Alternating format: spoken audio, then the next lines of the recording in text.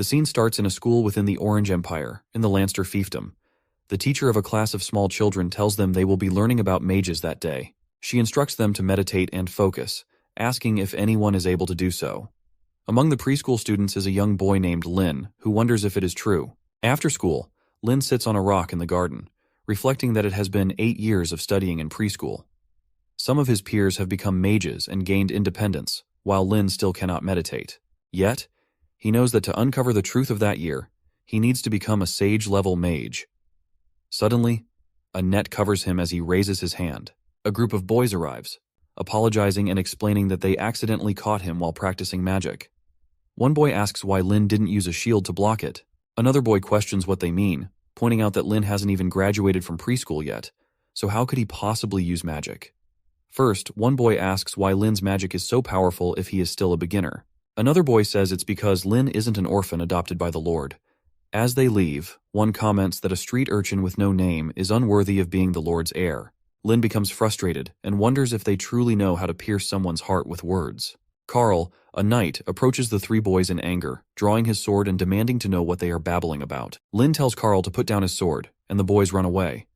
Carl insists that Lin should let him punish the boys severely. Lin climbs down from the rock and tells Carl that he shouldn't use such methods. He points out that the sword was granted to Carl by the king, and it is not meant to be used against commoners. Carl bows and apologizes, promising not to do anything foolish like that again. Lin says it's fine and suggests they drop the subject, then asks Carl why he came there. Carl agreed and said he forgot to tell Lin that the master had received a letter from Oliver, so Lin had to go back and take a look. Lin wonders if Oliver, the one who helped hide his name, might have discovered something important. He recalls that Oliver was the benefactor who sheltered him when his father had an accident, always trying to help Lin perceive magic. Knowing that Oliver must have found something significant, Lin decides to inform Blaine, who asks him to hurry back for study. Lin thinks about how Blaine is actually his mother's brother. Blaine tells him that the message is from Oliver and suggests they listen together. Lin agrees, thinking that although he should call Blaine uncle, they must maintain their adopted father-son facade to protect Lin's identity. Blaine shows a small bird statue and tells Lin to read the letter. The statue speaks, greeting Blaine, and explains that it stumbled upon a peculiar magic book that might help Lin awaken his magic. Then a book appears, and Lin wonders if it is made of animal bone, finding the matter peculiar. He reflects on how many years he has tried and failed to awaken his magic, and wonders if he might succeed this time. Blaine tells him that if he feels too tired, he doesn't have to force himself. Not everyone can be a mage, let alone a sage-level mage. He assures Lin that he could always live as himself, and reminds him that it was Zoe who left Lin, so why should he bear such a heavy burden and force himself to become a mage? Lin thanks Blaine for his kind words but explains that his father's betrayal wasn't simple. He recalls how, in the past, if Lin came home 5 minutes late, his father would become anxious and search the entire city for him. Now, his father is stranded in the dragon's territory, and Lin doesn't know if he is alive. As a son, Lin cannot ignore this. At night, Lin lay on his bed, holding the book, and thought about how he knew Uncle Blaine was trying to help him. However, as long as there was a chance to find his father, he wouldn't give up. He remembered how his father rarely came home. Once, when he was a kid, his father brought him new toys. Whenever his father came, they used to play whatever Lin wanted, making everyone happy. His mother would ask Zoe if he was leaving again. Zoe would agree and reassure her, saying that if everything went well, this would be his last expedition. The next time he returned, he wouldn't leave his family again and would stay to live happily with them. Lin remembered that his father never came back, and not only that, but his mother also went missing. If he wanted to reconcile his broken family, he knew he had to take action. He wondered if the magic book would really help him awaken his magic. The method of learning recorded inside was totally different from orthodox magic. He had already failed countless times, so what was one more attempt? He thought there was no harm in trying. He tried to concentrate and use his magic, but he failed again. Determined, he focused once more and saw numerous blue magic balls around him. He wondered if he could now perceive magic. Suddenly, he felt something different and questioned why there were so many magic balls. It felt like his body was going to explode, and he vomited blood, fearing he might die. He didn't want to die because if he did, he wouldn't be able to look for his family. He screamed loudly. After a while, when he opened his eyes, he found himself in a black area and wondered why the magic power had suddenly disappeared and everything had turned back so quickly. The lights were off. He thought he should first get out and see what had happened. He found a red egg and wondered what it was. Suddenly, a screen appeared in front of him, greeting him. Lin was shocked and wondered what it was. The screen showed him that it was his butler and had been waiting for him for 10 years. It welcomed Lin to the sacred fief that belonged to him, known as the Dragon Ranch. Lin suddenly found himself transferred to a small space in the middle of the ocean with very little room to sit, and the egg was still with him. He wondered if there was a dragon nearby. The screen displayed a message explaining that once the dragon egg in front of Lin hatched, there would indeed be a dragon. Lin looked at the egg and wondered if it was truly a dragon egg. The butler confirmed that it was Lin's first dragon, and that he would not be able to return to his home world until he successfully raised the dragon and completed the basic feeding tasks. Lin became angry, realizing he couldn't go back until the dragon was raised. He worried that as soon as the egg hatched, he would be eaten alive. Then, he noticed the shell of the egg starting to break. The butler gave him a friendly reminder. If he didn't drop blood onto the dragon egg before the shell fully broke, the dragon would indeed eat him after hatching. Shocked, Lin wondered what was going on. Quickly, he cut his hand to get his blood and let it drip onto the egg, saying he must form a bond with this kind of monster that could potentially destroy the world. As he dropped the blood, he noticed it was imprinting, and then the shell broke. Lin wondered if he had succeeded. He found a small, cute dragon sitting in front of him. Lin wondered if this was the most terrifying creature in the world. A dragon. He thought it was just a little whelp, so what was there to be afraid of? Then he removed the shell from the heavy dragon to set it free. The dragon became angry and asked him how he dared to touch it, then kicked him in the face. This confirmed to Lin that it was indeed a dragon, and it seemed he could understand the dragon's language. A screen appeared, announcing that he had completed the test and congratulating him on obtaining the dragon. His experience increased by 5, and he received 50 gold coins. Additionally, he was rewarded with 1,000 gold coins as a beginner. Gold could be used to buy feed, construct fields, and expand territory, with system gold and real gold being equivalent and exchangeable 1-for-1. Lin wondered if he could use the gold as real money. He received another test to construct a fire-type dragon nest and would be rewarded again upon completion. Lin wondered about the fire-type dragon nest and began constructing it for the little whelp. As he held the dragon, it became angry and used fire to attack him, asking who would cherish a home made by Lin. While working on the screen, Lin replied that the dragon wouldn't appreciate it. The dragon told him not to act as if it were just a toy. Lin discovered that he could create a beginner's dragon nest for 100 gold, which wasn't too expensive. The dragon insisted he leave, questioning how he could want to use a home built by Lin, claiming it didn't want to live there. Suddenly, Lin found that his area had expanded, and he was congratulated for completing a task. He received 5 experience points and 50 gold coins. The dragon nest would allow for daily growth of 1 and could hold a maximum of 500 gold coins per day. The dragon seemed happy to see its new nest. As it settled in, Lin approached and reminded the dragon that it had said it didn't want a home made by him. He decided to name the dragon Yiya. He found that Yiya was a simple creature and soon fell asleep. After Yiya drifted off, Lin followed the system's instructions and completed a few more basic tasks. With just a few presses, he realized how comfortable it was to be a rancher. He also grew dragon skill fruits there, which were one of the dragon's favorite foods. They had a growth rate increase of 10 after feeding, with an extrusion period of 1 day. Lin wondered if he had finished raising the dragon, and if he could leave now. The screen prompted him to use the exit command to leave the ranch. Once he did, he found himself back in his bedroom. When he opened his eyes, he saw Blaine, Carl, and a boy looking at him with concern. The boy was even crying. Lin asked why they were staring at him like that. Carl and the boy pointed towards the ceiling. When Lin looked up, he noticed it was broken. The two of them cheered, thinking that Lin had caused the damage. Lin wondered if he had actually blown off the ceiling and if this was something they should celebrate. The boy agreed, saying that Lin had finally released it. Blaine explained that Lin had unleashed a very high level of magical energy. Lin was surprised and realized he could now perceive magical power. He wondered if this was thanks to the magic book Oliver had given him, but questioned why he had entered such a strange space while awakening his magic. As Carl and the boy celebrated with beer, Lin asked Carl to take a look at the book. He encouraged Carl to follow the instructions inside to cultivate and then tell him if he felt any differences. Lin wondered whether Carl or Blaine had sensed anything strong after reading the book. Perhaps he was the only one able to enter that mysterious space. Every time he tried to explain it to them, his words came out differently, and the boy even asked if he was being bewitched. Lin recalled that since blowing off the roof the previous day, he had been coughing up blood whenever he meditated.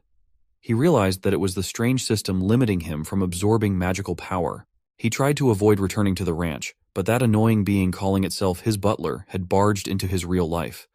Lin noticed that the food for the fire dragon was insufficient, causing Yiya's health to decrease by 10. He ignored that issue, But then another notification appeared, assuring him he didn't need to worry about basic needs. However, Yiya was famished, and Lin felt he was not living up to the standards of a qualified rancher. As they sat down to eat, Lin thought that aside from him, no one else seemed to be aware of Yiya's existence. Blaine asked him why he wasn't eating. Lin replied that suddenly he didn't feel hungry. Blaine asked how he could eat so little, reminding him that practicing magic took a toll on the body. Lin thanked him for the advice. Blaine continued that he had already informed Oliver about Lin awakening his magic, and perhaps Oliver would come to recruit him for the Holy Iris Magic Academy. Lin wondered if the Holy Iris Academy was indeed the best magic academy in the Orange Empire, where Oliver was the associate dean. His father had been one of Oliver's students, and Sir had mentioned that Lin's father was one of the most talented students there. Now, Lin had the chance to study there as well. Suddenly, warnings flooded his mind. He realized that if Yiya's health dropped below 10 and he didn't return quickly to feed it, the dragon could die, and as a result, Lin would be transformed into a defenseless egg to compensate for the ranch's loss. He was shocked to learn such rules existed. After that, he rushed back to feed Yiya. As he did, he noted the dragon's enormous appetite and worried that it might drain his energy next. He thought that eating well and sleeping properly would prevent any abnormalities. After feeding Yiya, he noticed that the dragon's level had increased. Lin gently patted Yiya's head, but the dragon asked him not to do that, insisting it was growing. Lin realized he was becoming more like a qualified rancher.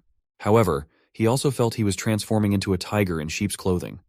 The butler reminded him not to forget that it was thanks to them that Lin could finally perceive magical power. Lin wondered if it was truly the butler's influence that allowed him to use magic. The butler agreed, stating that he could provide Lin with even more. Curious, Lin asked what that meant. He noticed that Yiya had reached level 1 and that he had unlocked the magic training room. The butler suggested that he try the first lesson inside the training room. Lin found himself on a meditation balance board and worried that he would fall the moment he lost his concentration. How was he supposed to focus and meditate? The screen showed that 5 seconds had passed, and his meditation had failed. As a consequence, the hunter released the Hammer of Retribution. A hammer came down and struck him. Suddenly, roots sprouted from the board, pulling Lin back up to stand on it. The butler informed Lin that unless he successfully meditated, he would never be able to leave the balance board. If he failed to meditate for even 5 seconds, the Hammer of Retribution would be released. Lin questioned whether the butler was training him or trying to kill him. Once again, the hammer struck him multiple times, and the ring pipe gradually increased in height. After many trials, Lin finally completed his training, raising his magic level to 1. He realized that he had spent 7 days there, training for what felt like an eternity. Feeling confident, he activated his magic perception. The magic circle appeared, and as he unleashed a fire spell, he noticed it was surprisingly small. Embarrassed, he sighed with relief that no one else was around. However, Jack had witnessed everything.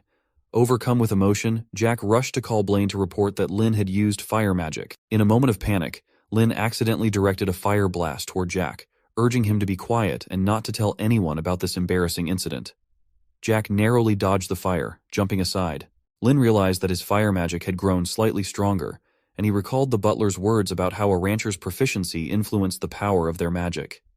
Curious to experiment further, Lin glanced at Jack, who looked terrified. As he ran away, Jack shouted for Lin to keep his distance, complaining about the heat. Lin reflected on how his peaceful days in the small fief were coming to an end, marked by the sound of Jack's frantic cries. Meanwhile, after receiving Blaine's letter, Oliver promptly sent a response accepting his invitation to the Holy Iris Academy. As Lin prepared to leave for the academy, the entire village gathered to bid him farewell. Finally, he set off in the carriage, ready to become a mage. The journey from the fief to the academy took about a month. During the day, Jack drove Lin to the academy, while at night, Lin returned to the ranch to train and raise the dragon. Unbeknownst to him, the dragon was growing larger. When Lin noticed the dragon's intense gaze, he asked what was on its mind. He checked Yiya's stats and was surprised when Yiya used fire to attack him, claiming Lin had given him a new habit. Lin dodged the flame and playfully remarked that Yiya was much more lovable than the butler. Before that, Lin had invited Yiya to experience the outside world. The butler received Lin's orders to transfer both him and Yiya to a designated location. Yiya seemed confused at the time. When Lin asked if he was worried, Yiya confidently replied that he wasn't afraid. Feeling like a man sitting beside a dragon, Yiya wondered why a dragon was outside in the Rift Valley.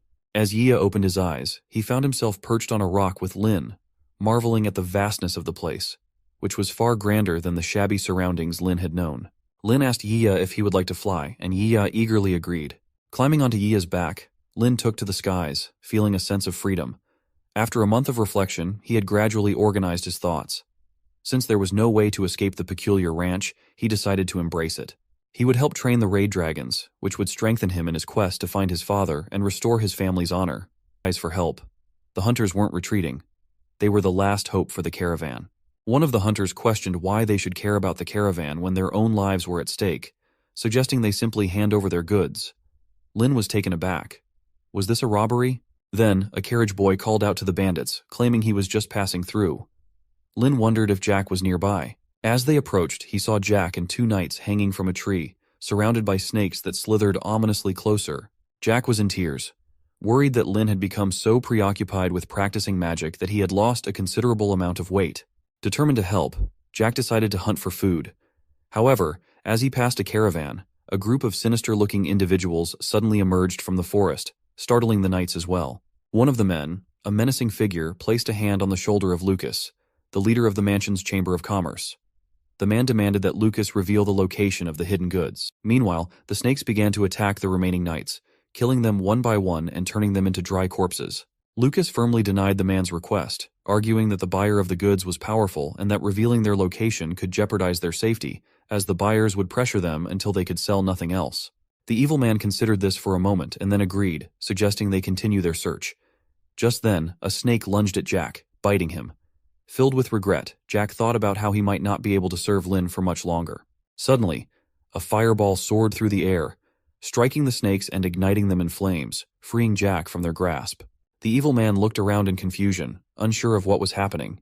Lin arrived just in time to kick the evil man in the face, sending him sprawling to the ground. As the man's head struck the earth, Lin remarked, "You seem quite flexible." The other villains were stunned by the sudden turn of events. Jack's excitement surged upon seeing Lin, but Lin quickly instructed him to step back, sensing that the situation was becoming precarious. One of the henchmen asked the leader if the fire magic had been cast by the boy who had just arrived. The second man added that the boy must be at least a third-rank mage. The leader scoffed, stating that a third-rank mage was enough to make them all piss their pants. He reminded them that their own leader was a third-rank knight, and compared to a mage who needed to chant, a knight's close-range combat prowess was overwhelmingly powerful. With that, he drew his sword, aiming to slash at Lin. Lin swiftly dodged, narrowly avoiding the strike, but he noticed that the rock beside him was sliced cleanly in half by the leader's tremendous force. He realized the leader was right. Mages lacked advantages in melee combat. Moreover, it was Yia who had cast the fire magic. To keep Yia's existence a secret, Lin decided to send him back to the ranch. The leader taunted Lin, asking if he only knew how to dodge. As the leader closed in from behind, Lin realized just how fast the man was. Before he could react, the attack landed, sending Lin crashing to the ground. He thought to himself that he couldn't keep dodging forever. Thanks to his training, he had significantly improved his agility and mental strength, so he knew he had to fight back. Lin began chanting a fire spell, but before he could finish, the leader interrupted him with a powerful kick, sending Lin crashing into a tree. The leader then yanked Lin by his hair, smirking as he said, "It's cute how naive you are." In front of a knight of the same rank, a mage has no chance of fighting back. With that, he threw Lin against a rock, causing him to sustain serious injuries. Frustrated, Lin thought to himself that chanting spells was proving to be quite troublesome. Just then, the butler's voice broke through, informing him that it had been detected that the ranchmaster was fighting for the first time, which would trigger the matching of the dragon's magic. Lin was curious about that matching. The butler explained that currently, the ranchmaster had one fire dragon at level 1, and some basic available magic included shield, bite, and claw, with the instant fireball being the primary fire magic. Lin was asked if he wanted to proceed with the import. He pondered the instant fireball, recalling that it was the skill Yia had acquired after consuming the dragon scale fruit. Did this mean he could also use dragon magic? The butler confirmed that dragon magic was inherently 2 ranks higher than that of normal humans, and Lin could access dragon magic as long as it didn't exceed his own level. The more dragons he had, the greater variety of magic he could utilize. Impressed by the butler's knowledge, Lin agreed to proceed with the import. However, the evil leader interrupted him, sneering that Lin shouldn't get distracted. With a swift kick, he sent Lin sprawling again. The man taunted him, asking where the impressive magic he was so proud of had gone. Was he no longer planning to use it? If he didn't, then there was no chance for him at all. With that, the leader raised his sword, preparing to slash at Lin. The evil man asked Lin if he was ready. Lin agreed to the challenge. The evil man wondered if Lin's slim waist would allow him to withstand the attack. Suddenly, Lin unleashed the instant fireball attack on the evil leader. It was such a massive strike that everyone was shocked by the sudden display of magic. Lin rose, and the evil leader questioned whether he truly had the ability to use instant magic. Lin replied that in front of a mage capable of casting spells instantly, did the evil man really think a knight who had lost his sword could fight back? They all seemed frightened of him. The evil leader then asked Lin if he wanted to join them for a meal. Lin responded aggressively, telling them to get lost. After that, Lucas asked Lin if the healing potions were working properly. Lin agreed, and thanked him for healing his wounds. Lucas said they should all be grateful to Lin for helping protect their valuable goods. Lin pondered that they were thanking him for saving the goods. But what about the lives of the people? Were the goods more important to him than human lives? Lucas took Lin to the goods covered by a cloth and said it was the unexpected harvest of their caravan. Although it wasn't as valuable as the other goods, it was definitely something beautiful. As a token of their gratitude, he asked Lin to accept the gift. When he unveiled the cloth, Lin saw that it was a cage containing an elf captured from the elf forest. Lin wondered if this wasn't a species that was almost extinct since the dragon had wreaked havoc around the world. The elves were the closest species to humans. Lucas remarked that no man could resist such a lovely child, urging Lin to accept her. Lin felt a surge of anger. Lucas continued, saying that they were all men, so Lin didn't need to feel embarrassed. He recalled how they had all been starstruck when they first discovered her. She appeared terrified, but uninjured. As for the mercenaries around her, they might have died fighting over something as precious as her, and such beauty could fetch at least 1,000,000 gold pieces. This item was not only a gift of appreciation for Lin, but also a sincere invitation to join their Chamber of Commerce. Lin considered the offer. Lucas explained that their chamber had recently encountered a major crisis, and if there were a few more young geniuses like Lin who could wield instant magic, their organization could thrive. Lin touched the cage, thanking Lucas for his kindness, but then he unleashed his power, burning the cage to free the elf. He declared that he could not accept Lucas's view of life as mere merchandise. Lucas asked if Lin understood how costly and precious that elf was to them. In response, Lin cast a fireball at Lucas's leg, causing him to flinch in fear, though a small flame caught his clothing. Lucas began to run, telling Lin to do whatever he wanted. Lin broke the cage to set the elf free and extended his hand to her, saying that she don't have to be afraid. He was there to help her. Lin encouraged her to come out, assuring her that the flames wouldn't hurt her. She stepped forward, thanking him. Lin replied that it was no trouble and then introduced himself, asking for her name. She blushed at this, and Lin thought how easily surprised she seemed, like a timid rabbit.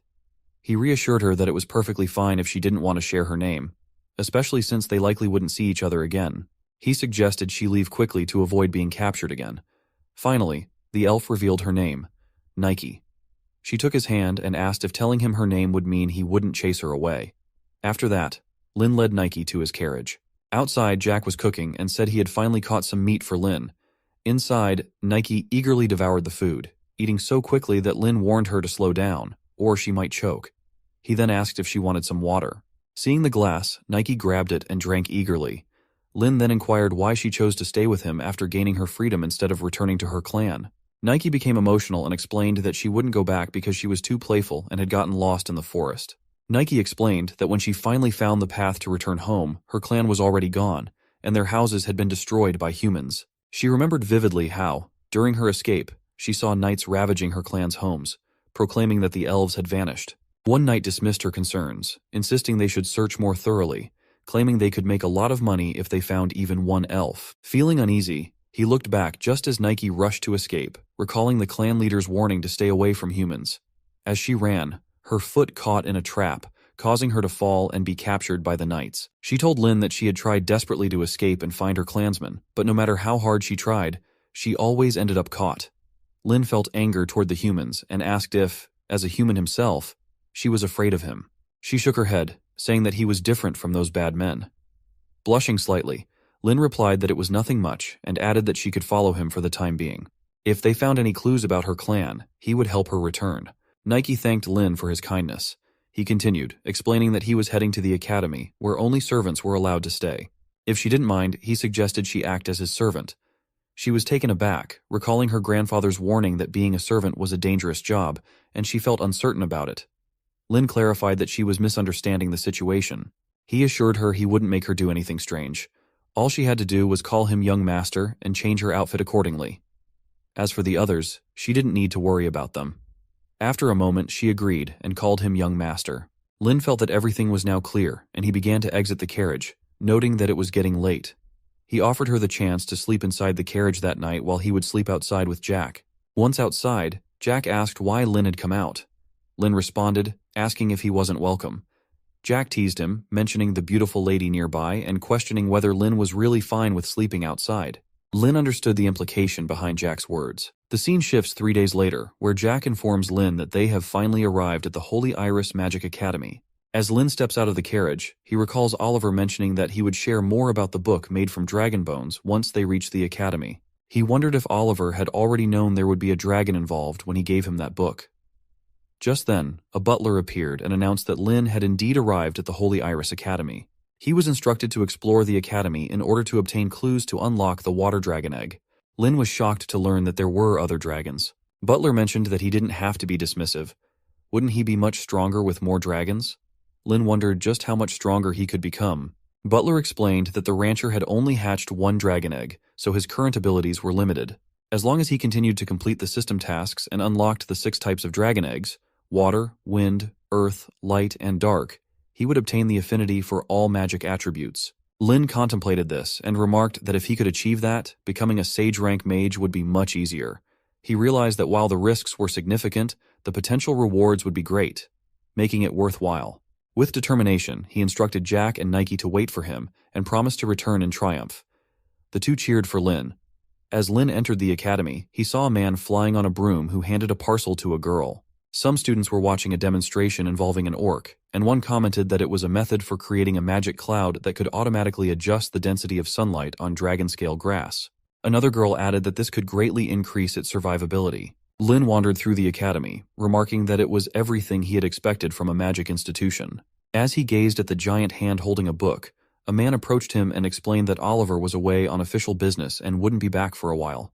Although Oliver had made an exception for Lin, the academy had its traditions, and Lin would have to follow the man to take the admission test. The scene shifted to the testing area, where many students had gathered. One student asked whether they thought the person who got in through the associate dean had good magical talent. Another guessed that Lin's talent level, or magical affinity, was likely mid-level, speculating that both could be average. Yet another added that no one really knew. Perhaps Lin would surprise them with high-level abilities. After all, Oliver had chosen him. Just then, Lin arrived, and Fred, the examiner, stated that he would be administering Lin's test and asked if he was ready. Lin agreed, and Fred complimented his self-confidence. He instructed Lin to relax his mind and place his hand on the floating orb. Lin agreed, and as he was about to touch the orb, he asked Butler if the ranch would be detected by it, expressing concern about Yia's existence being revealed. Butler reassured him, saying not to worry. The crystal would only detect his magical talent and had nothing to do with the ranch. Lin commented that this was good. Fred called Lin's name, prompting Lin to apologize and touch the orb, thinking that since his father was a magical genius, his own talent couldn't be too bad. As he made contact, the orb displayed a fiery glow. Fred's thoughts raced. He hoped it wouldn't indicate a supreme level of talent. If that were the case, Lin was truly keeping a low profile. In the past, their academy had never made exceptions to maintain fairness, and Fred had even lodged complaints with Associate Oliver regarding this. He wondered if it was real, recalling that Lin's report indicated he had a low affinity for the fire element. Lin was shocked and asked how that was possible. Butler explained that he hadn't had the chance to finish his earlier explanation.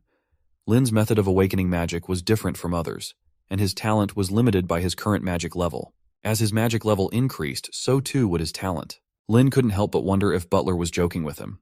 Others began gossiping about Lin's weak abilities and questioned why Oliver had chosen him. Fred told Lin that since Oliver had made an exception for him, he couldn't say anything further. He handed Lin his belongings and reminded him to report to the academy on time the next day. Lin thanked him, feeling just like a boy who was out of his depth. Suddenly, Lin noticed an important task notification. He discovered that the character detected was Augustine, the president of the Truth Student Union. His task was to defeat Augustine in the Mage Trial Tower and obtain fragments of the Water Dragon Egg, a difficult challenge. Lin realized that the system could also detect the capabilities of others, and his first target would not be easy. Augustine approached Lin, demanding that he hand over his student uniform and badge and leave the Holy Academy immediately. He scoffed, claiming he didn't know what methods Lin had used to trick the association. But for someone like Lin, who had such low talent and resorted to underhanded tactics to enroll, Merely standing there was tarnishing the academy's glory. Lin remembered the past when he had been kicked by some boys who told him to get lost, calling him the son of a trader who thought he could simply buy grain from their shop. They claimed that for someone like Lin, born of scum, merely standing there tainted the air they breathed. Shaking off the memory, Lin confronted Augustin, asking why he sounded just like an alley gangster. How could someone in his position trample on others' dignity simply because of his privilege? It was Augustin, not him, who was tarnishing the academy's name. A girl asked what Lin was pretending for, while a boy added that someone like him, who had come in through the back door, had no right to talk about dignity. Another boy urged Augustine not to bother with Lin, stating that with Lin's current standards, he wouldn't even pass the test, and sooner or later, he would be expelled from the academy. Lin felt anger rising within him, but reminded himself to calm down. Despite his fury and reluctance to back down, it was true that he had entered through the back door. Arguing was futile. If he was despised by his classmates and teachers, his studies would not go smoothly. It would be difficult to build a solid foundation for becoming a sage-rank mage. Lin turned to leave, ignoring the comments from others who called him a coward. He resolved to find a way to grow stronger quickly. He couldn't rely solely on the system anymore. He would use his own strength to make them eat their words. After that, Lin returned to his dragon ranch, where he was greeted by Butler. He informed Lin that the dragon scale fruits were ripe and that the small fire habitat was producing a normal output, but Yia was unusually agitated. Yia used fire to attack Lin, demanding to know why he hadn't upgraded to a larger habitat. Despite this, Lin picked the fruits and told Yia to behave. He promised that in 2 days he would make the change, and then they could enjoy the dragon fruits together. Yia replied that Lin had said the same thing 2 days ago and refused to eat anything unless the habitat was upgraded. Lin gently placed the fruits in Yia's mouth and assured him that he would definitely do it next time. Yia retorted that Lin was a liar, adding that he would only care for Lin if he fed him. Lin found Yia's childishness amusing and decided to leave. He reflected on how the small fire habitat produced 500 gold a day, and after planting the dragon scale fruits, he still had a bit of balance left. However, upgrading the small fire habitat would require 10,000 gold. As he stepped outside, he lay on his bed and realized that after the enrollment that day, he needed to quickly find a way to earn more money. Lin considered becoming a waiter, transporting goods, and taking on a few mercenary tasks. Raising a child was proving to be quite challenging. He got ready when Nike called out to him, saying it was time for breakfast. He agreed and replied that he was on his way. When he saw Nike in the maid's dress, she mentioned that the servant from the inn had said it was the outfit Lin had ordered for her. She asked if it looked strange. Lin reached out and gently ruffled her hair, assuring her it wasn't strange at all. He explained that this was the kind of clothing maids in the human world typically wore.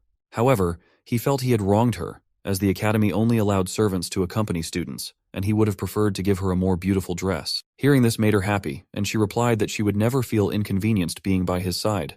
She then hugged him. Lin breathed in the pure, fresh scent of the forest, finding it comforting. He suggested they tidy up a bit before heading to school, and she agreed. As they prepared to leave, Lin thought about how the previous day's admission test had already made him somewhat famous at the Holy Iris Academy. Lin stood in front of a man who stamped his form. He thought that although their attitude toward him was extremely negative, they didn't go out of their way to make things difficult. The man tossed Lin's form aside, stating it was fine, and told him his class was in Zone 1 of Building A, Year 1B. He instructed Lin to report to the teacher himself. As Lin entered the classroom, the teacher, Yisha, commanded him to stop. She asked who had given Lin permission to enter her class. She looked down most on nobles who relied solely on their connections. Even if the whole school allowed him to enter through the back door for the sake of the associate dean, she would never permit Lin to sit in her class. The students wondered about Lin's presence in the class, questioning how he had arrived there according to his grade. Wasn't he the one notorious for using the back door? Why was he walking through the front entrance today? One student urged others to quickly bet on the back door. Another chimed in, asking what made Lin think he had the qualifications to sit with them, given his low-level talent. Lin asked Butler for help in learning about the abilities of all the students. Butler agreed and displayed the information. First was Kalu, a freshman and Lin's first friend. Next was Shua, also a freshman, who was known for his prowess in the second round. Lucerne was a first mage and a skilled fisherman, while Yummy was also a top performer in his year. Lin thought to himself that they were all better than him. How could the best academy produce such arrogant individuals who looked down on others? He called out to the teacher, asking what the main topic of her class was. She expressed her concern that he might not be able to keep up due to his low talent. However, she added that if he could prove he could outperform everyone else, he would then have the qualifications to attend her class. Kalu wondered if Lin was really better than them. Yummy replied that the teacher's class focused on magic points. Lucerne chimed in, explaining that ocean magic was all about talent level. The higher one's talent, the more stable their mana output and the greater the purity of their spells. Someone like Lin, with no talent, wouldn't even be able to attend the class, let alone do better than the others. Yisha shouted for everyone to be quiet, then turned to Lin, intrigued by his confidence. She proposed a wager. If he was so sure of himself, why not bet on something more substantial? She offered him a chance. After 1 week, there would be a test for the magic potion class. If he secured first place, she would allow him to attend her class. However, if he failed, he would be expelled from the Holy Iris Academy and would never be allowed to return. Lin contemplated the stakes. Losing meant he would have to abandon everything. It felt like a serious condition. Yisha asked him whether he wanted to accept the challenge. Butler chimed in, explaining that by completing the task, Lin would receive 1 fragment of a water dragon egg and gain 20 magic experience points. Lin considered this. Despite the risks, he still had Butler's support, and since the task had been assigned, it must be achievable. The rewards were enticing as well. With determination, he accepted the challenge. Yisha couldn't believe that Lin still maintained such an attitude after the difficult time he had endured. Not only did he refrain from bringing up the associate dean to pressure her, but he also aimed to manner, dispelling the rumors that surrounded him. The unfolding situation was intriguing, and Yisha looked forward to being surprised by Lin. When Lin arrived at the Academy's library, he looked around and remarked, "No wonder others say that the most gorgeous palace in the Empire is the library of this academy. It is truly magnificent. There must be countless magical books about various magical points here." As he was about to pick a book, 2 boys behind him recognized him. One said, "Isn't it true that Lin entered the academy through the back door? Why is he even in the library?" The second boy chimed in, "Aren't first years supposed to be in class at this time? Don't tell me Lin got chased out of class for being a stupid person. That would be so shameful." Lin responded, "You two really know how to talk." The library counselor approached the 2 boys and scolded them for being foolish. She reminded them that even as third years, they still didn't understand that noise was forbidden in the library. If they didn't quiet down, she warned, she would deduct their credits. The first boy retorted, questioning whether she thought she was so great as a counselor. The second boy quickly told him to be quiet and suggested they leave, as he didn't want to lose any credits. Reluctantly, the 2 boys departed. Lin reflected that he had been saved by the girl. She then apologized to him. He replied, "But those 2 insulted me. So why are you apologizing?" She explained that, as the chancellor, it was her responsibility to create a conducive environment for reading. Lin noted that she genuinely seemed to have a sense of responsibility.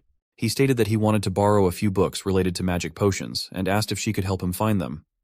She agreed and told him he could call her Vivi. Using her powers, she summoned several glowing books that floated over to Lin. He marveled at the impressive capabilities of the Magic Academy.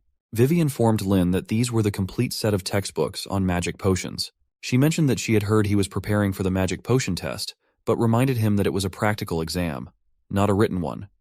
She added that it wouldn't be a problem if he only read the books. Lin wondered if she was genuinely concerned about him. He recalled a piece of advice he had received, that wealth and beauty could be attained through diligent study. He assured her to "don't worry," and he was confident. He then expressed his gratitude, saying she was the first person who hadn't judged him based on the rumors since he entered the academy. He decided that if he passed the test, he would treat her to a meal. With that, he left the library. As he walked away, Vivi remembered a lady had advised her to do whatever she could to get closer to Lin. She sighed, reminding herself not to apologize to those 2 boys. The scene shifted to Lin's living quarters in the academy, where Jack urged him to stop reading and eat something. Lin agreed, saying he would eat after finishing the book. Jack pointed out that he had been at it all day already. Lin replied, "There's only a week left until the test. After I finish reading, I need to practice outside." 5 days later, exhausted from studying, Lin lay on his bed and muttered to himself that this was exactly what the advice had warned him about. He realized that the key to solving his problems lay solely with him. Lin recalled that creating a magic potion required stable mental power. Beginners often struggled with this instability, which meant they had to add dragon spittle as a supplementary ingredient. However, if he could use authentic dragon spittle, even ordinary people without magical abilities could easily create a top-grade potion comparable to that of a high-level potioneer. The scene shifted to the day of the potion test. All the students in Lin's class were shocked to see him successfully create a potion. One student wondered how Lin could control his mental powers so effectively. Shua, feeling threatened, accused Lin of cheating. Yisha quickly intervened, hitting Shua and asking if he wanted to fail by making such a racket during the exam. Shua thought that Yisha acted more like a lapdog than he did. Meanwhile, Yisha pondered Lin's talent and whether he truly had made such an impressive reagent. She commented that it was indeed a good potion, noting its exceptional quality. If no other student could produce something better, Lin would surely receive the highest score. Hearing the doubts of his classmates, she challenged him. To convince everyone, would he be willing to stand on the podium under the watchful eyes of the entire class and make the potion again? Lin asked if she suspected him of cheating. A girl chimed in, agreeing and questioning who else he thought she could suspect. Another girl added that she knew it was the dragon spittle. A boy remarked that while creating the potion, Lin must have used a supplementary ingredient to help stabilize his mental powers. If not, he said, how could a low-talent boy like Lin succeed after only 7 days of self-study? Lin pondered the idea of the supplementary ingredient and recalled telling the butler that time flowed more slowly in the training ground than in the outside world, leading him to assume it was possible to practice making potions there. Shaking off his thoughts, he declared that if they were not convinced, he would follow their request and make the potion again. Yisha was taken aback by how easily he agreed. Lin began preparing, thinking about using 5 grams of host face vine flower stems, 10 drops of saliva from the rhinoceros bust demon snake, and 3 grams of a fire and water gem. He remembered how many times he had practiced at the ranch. Yisha watched him in wonder, questioning how he could control his mental powers so effectively. Although Lin's magic output was only at an inferior level, his concentration resembled a state of complete focus. He seemed far more skilled than the students she had taught before. All the students observed as Lin meticulously crafted the potion, and finally, he succeeded once more. Lucerne exclaimed that it was impossible, insisting that Lin hadn't used any supplementary ingredients. Another boy noted that the purity of the potion remained impressively high. The girls began to wonder if they had misunderstood Lin's abilities. Yisha asked him if he had been naturally born with such strong concentration powers. Lin reflected for a moment before responding, "No, I wasn't. I only developed that ability through rigorous training." As he shared this, everyone wondered why it seemed Lin had faced such tough challenges to achieve it. Yisha thought about how, to compensate for his lack of natural talent, Lin must have put in more effort than ordinary people. She considered whether that was why Oliver had made an exception to admit him. If so, even if Lin couldn't become the most outstanding mage in the future, his perseverance would surely inspire the entire academy. She introduced herself as the law enforcer of the academy, but admitted that she had been short-sighted. Bowing slightly, she apologized, acknowledging that she was wrong to prevent him from attending her class before. In fact, 5 other students in the class had created potions that met his standard, but not only was Lin self-taught, he also had the shortest practice time outside of class. As a result, the first place in the test rightfully belonged to him. The butler approached Lin, confirming that his task was complete and presenting him with his reward, 1 fragment of a water dragon egg and 20 experience points. Because the rancher had chosen a more challenging method to complete the task, an additional reward, a teleportation array, would also be given to him. Afterward, Lin settled onto a tree branch. The butler remarked on how Lin's success came not from relying on dragon spittle, but from his understanding of the time flow difference between the training grounds and the outside world. The rancher was indeed wise, he noted. Lin replied that whether it was wise or not, he simply didn't want to leave a stain on the place where my father worked so hard. Besides, how could such precious dragon saliva be wasted in a small setting? I still plan to use it to exchange for real wealth. In his quarters, Lin was busy making potions, marveling at how useful Yia's spittle was. With it, he could easily create advanced potions, and a single bottle could sell for thousands of gold coins. He planned to visit the merchant house the next day to put it up for sale. Just then, Stant Yoyo warned him that if he didn't change Yia's habitat, he would burn down Lin's entire ranch. Lin replied that the new nest for Yia was finally ready. He glanced outside, wondering if Vivi had finished her work in the library. He recalled promising to treat her to a meal after the test, and if she hadn't helped him find so many books on potions, he wasn't sure how many detours he would have taken. Arriving at the library, he discovered that Vivi wasn't there. Suddenly, a girl placed her hand on his shoulder, confirming, "You must be Lin." He nodded and asked if there was a problem. The girl informed him that Vivi was behind the school building, preparing to confess her feelings to him. Lin felt his face flush at the revelation, and the girl playfully pushed him, saying, "Don't make such an expression. Even if you plan to refuse her, you should tell Vivi directly." Shocked, Lin exclaimed, "Please don't push me."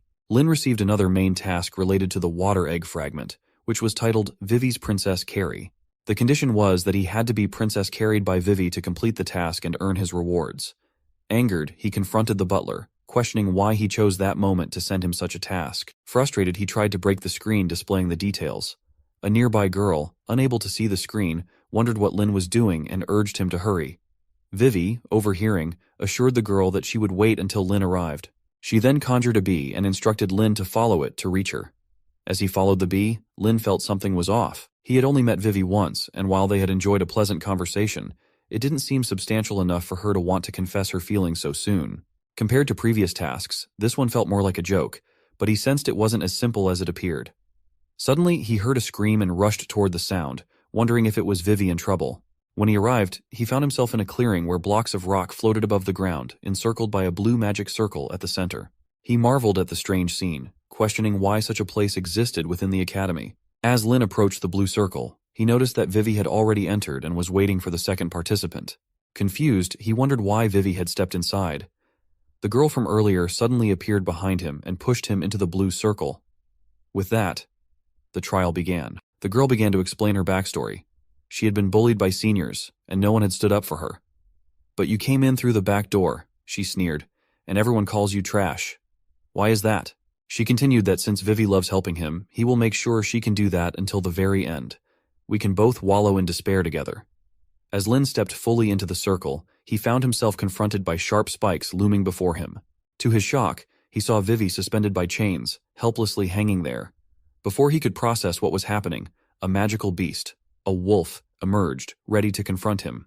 It attacked Lin with its powers. Lin dodged, wondering how a magical beast had appeared there. He thought about evading again, but what if he froze in fear because of its aura? He would die. Then, he leaped to dodge the attack and realized that the ground beneath him had cracked from the beast's strike. It was incredibly powerful. He marveled at how he could jump so high. After gaining experience points earlier, he had become a second-rank mage.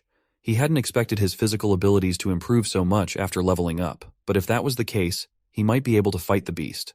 Although it was incredibly fast, he dodged its attack, believing his body could keep up with the wolf's speed. He jumped again, convinced that his attack would also be effective, and unleashed an instant fireball. The fireball struck the wolf, creating a significant impact. Suddenly, some of the chains binding Vivi broke, but she was still hanging. Lin realized he had been so focused on the fight that he had completely forgotten about her. He wondered why she had suddenly dropped down, and now the world around him seemed to tremble as some of the iron spikes were destroyed. But the wolf was still alive, which meant that every time an iron spike broke, Vivi would be lowered. If he didn't eliminate the remaining spikes, how could he save her? Suddenly, an idea struck him. He told her to wait, explaining that there were many skilled wind mages at the academy who would surely come to her aid. She looked scared. Lin remembered that he had just arrived at this place, the same spot where the magical beast had emerged. The gate. When he glanced toward it, he noticed the gate had vanished. He wondered if he and Vivi were trapped inside. Thoughts of the girl he encountered earlier flooded his mind. He realized they had been set up. She had pushed him into the gate, and it seemed she was the same girl he had met in the library. What did she gain from trying to kill them? He pondered whether he should summon Yi Ya, but hesitated, uncertain if Vivi would keep that secret. Just then, the wolf lunged at Lin again. He retaliated with another fireball attack, and, to his relief, he defeated the wolf, gaining valuable magic experience points. Lin contemplated what the phantom wolf was. The butler had said that such questions fell under the jurisdiction of the ranch and that he should investigate further himself. Anger surged within him. He didn't want to be sidelined in a situation like this. As he stood there, he noticed a purple substance emerging from the wolf's body, drifting toward Vivi. Lin wondered what it was. Lin realized that every time an iron spike broke, Vivi would drop lower, and for each wolf he defeated, she would be moved closer to the safe area he occupied. Suddenly, he saw the wolf split in two. He thought that this design resembled some kind of mechanism. Then it struck him. He remembered reading in the student handbook that students in their third year and above could enter the trial realm to engage in mock battles with demonic beasts. The teachers would set up trial mechanisms based on the assessment criteria, and once they passed, the students would be automatically transported out. He recalled that he had barely made it through that trial himself, so all he could remember was Yang. The wolf's name, Haske, had phantom in front of it, suggesting that this was a trial realm meant for upper-year students. As two wolves charged at him, he deftly dodged their attacks. Looking at the current mechanism's design, he concluded that the key to passing this trial was to save Vivi. He punched one wolf, killing it, and resolved to continue fighting in this manner. As Lin continued to slay the wolves, they began multiplying rapidly. After a while, he realized he couldn't sustain this pace. Each wolf he killed split into two, and he couldn't handle the increasing numbers with just the fireball spell. If he kept going like this, even if he wasn't overwhelmed by them, he would be forced off the cliff. Recalling when he first inherited Yia's magic, he remembered there were 3 other basic spells he could use besides the fireball: shield, bite, and claw. Speaking the incantation, a shimmering shield appeared in his hand, blocking an incoming attack from a wolf. However, the shield seemed fragile against the wolf's bite. Lin knew this couldn't be the end. He swiftly switched to the claw spell and slashed at 2 wolves. Although the claw spell inflicted severe injuries, it didn't solve the escalating problem. Suddenly, Lin gained an additional experience point for defeating a wolf, even though he hadn't killed anymore. He noticed a magical cluster emerging from the cliff and realized he could use it to knock a wolf off the edge. It dawned on him that knocking a wolf off the cliff might trigger the mechanism. He realized that as long as he could control the numbers, he had nothing else to fear. The wolves rushed at him, but he managed to make them all fall off the cliff, earning experience points with each defeat. It seemed he didn't need to fight anymore. Then, he saw Vivi descend to the ground, and as she approached, she began to cry and hugged him tightly. He reassured her that everything was fine now, that they had completed the trial and would be transported out soon. Just then, a staircase appeared beside them, leading them downward. Vivi apologized to him, saying that as soon as he arrived, he had been tied up at the top and could only watch. She felt helpless. Lin's heart ached for her. He wanted to rescue her. Gently, he placed his hand on her head and reassured her that she didn't need to apologize or feel guilty. She had helped him earlier, and he reminded her that he was not only saving her, but himself as well. If he could free her from the chains, they would be able to escape the trial realm. She replied that she didn't think it would be that easy, that there would be another stage. Lin asked her if, having been at the academy for so long, she knew anything about the trial realm. She apologized again, explaining that the trial realm was primarily for seniors, so she was unfamiliar with it. He pointed out that she didn't need to keep apologizing. Vivi became emotional and promised that she wouldn't do it again. Lin acknowledged that since they had no information, they would have to brace themselves for the next stage. He reminded her that he had already defeated many wolves, which might mean greater dangers awaited them below, but she didn't need to worry. He would protect her. He extended his hand to help her up, but Vivi shook her head, insisting that in the next stage she would fight alongside him. Suddenly, a swarm of bats attacked, and she got scared, hiding behind him. Lin used fire to blow them away and teased her, asking if she would still fight next to him. She quickly replied that it had been an accident. They both descended the stairs, holding hands. Lin asked her if she felt the fog was much lighter down here. She agreed, noting that there seemed to be some kind of sound. Just then, they noticed the stairs starting to crumble beneath them. Realizing the danger, Lin grabbed her hand and started running down. But as they rushed, the stairs began to melt away and they were about to fall. Lin called for the butler to summon Yia. Meanwhile, Vivi unleashed her powerful wind magic, asking for wings. In an instant, wings formed behind her, and she lifted Lin into the air. Lin marveled at her, commenting on how amazing she was. She smiled and replied that she had been studying for 2 years. As they soared, Lin congratulated her on completing the task of carrying him like a princess. He realized that not only had she saved him, but he had also inadvertently completed a system task. He owed her another significant favor. They finally reached the bottom, and as Vivi released him, her wings disappeared. Lin noticed the flickering stones around them. Lin noticed this, and by warning Vivi, they saved themselves. He thought he knew there would be a mechanism involved. He told her not to worry and assured her he was fine. He believed it was the stone that had triggered the mechanism, so why did it attack them? Vivi asked him to look at the statue, and he noted that it was broken. Suddenly the statue shattered, and a baby wolf emerged, yawning. It released sonic waves, bringing the other wolves to life. Lin realized that since those wolves were awakened by the little white wolf, the key to their escape must be that small creature. He used his claws to attack the fiery wolves, thinking that the dead ones would be revived again and that this cycle wouldn't end. He feared he wouldn't find a chance to confront the wolf cub if he was surrounded by so many foes. Vivi once again summoned her wind power, transforming it into sharp blades to destroy all the enemies. The attack aimed at the small wolf. Lin remarked that Vivi was incredible. Then, the little wolf used a shield to protect itself, shocking Lin.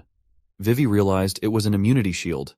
This reminded her of her past, when she returned with a man after encountering a massive merchant fleet. Only one child had come back, having survived an encounter with an 8th-rank demonic beast. The escort team couldn't even breach its immunity.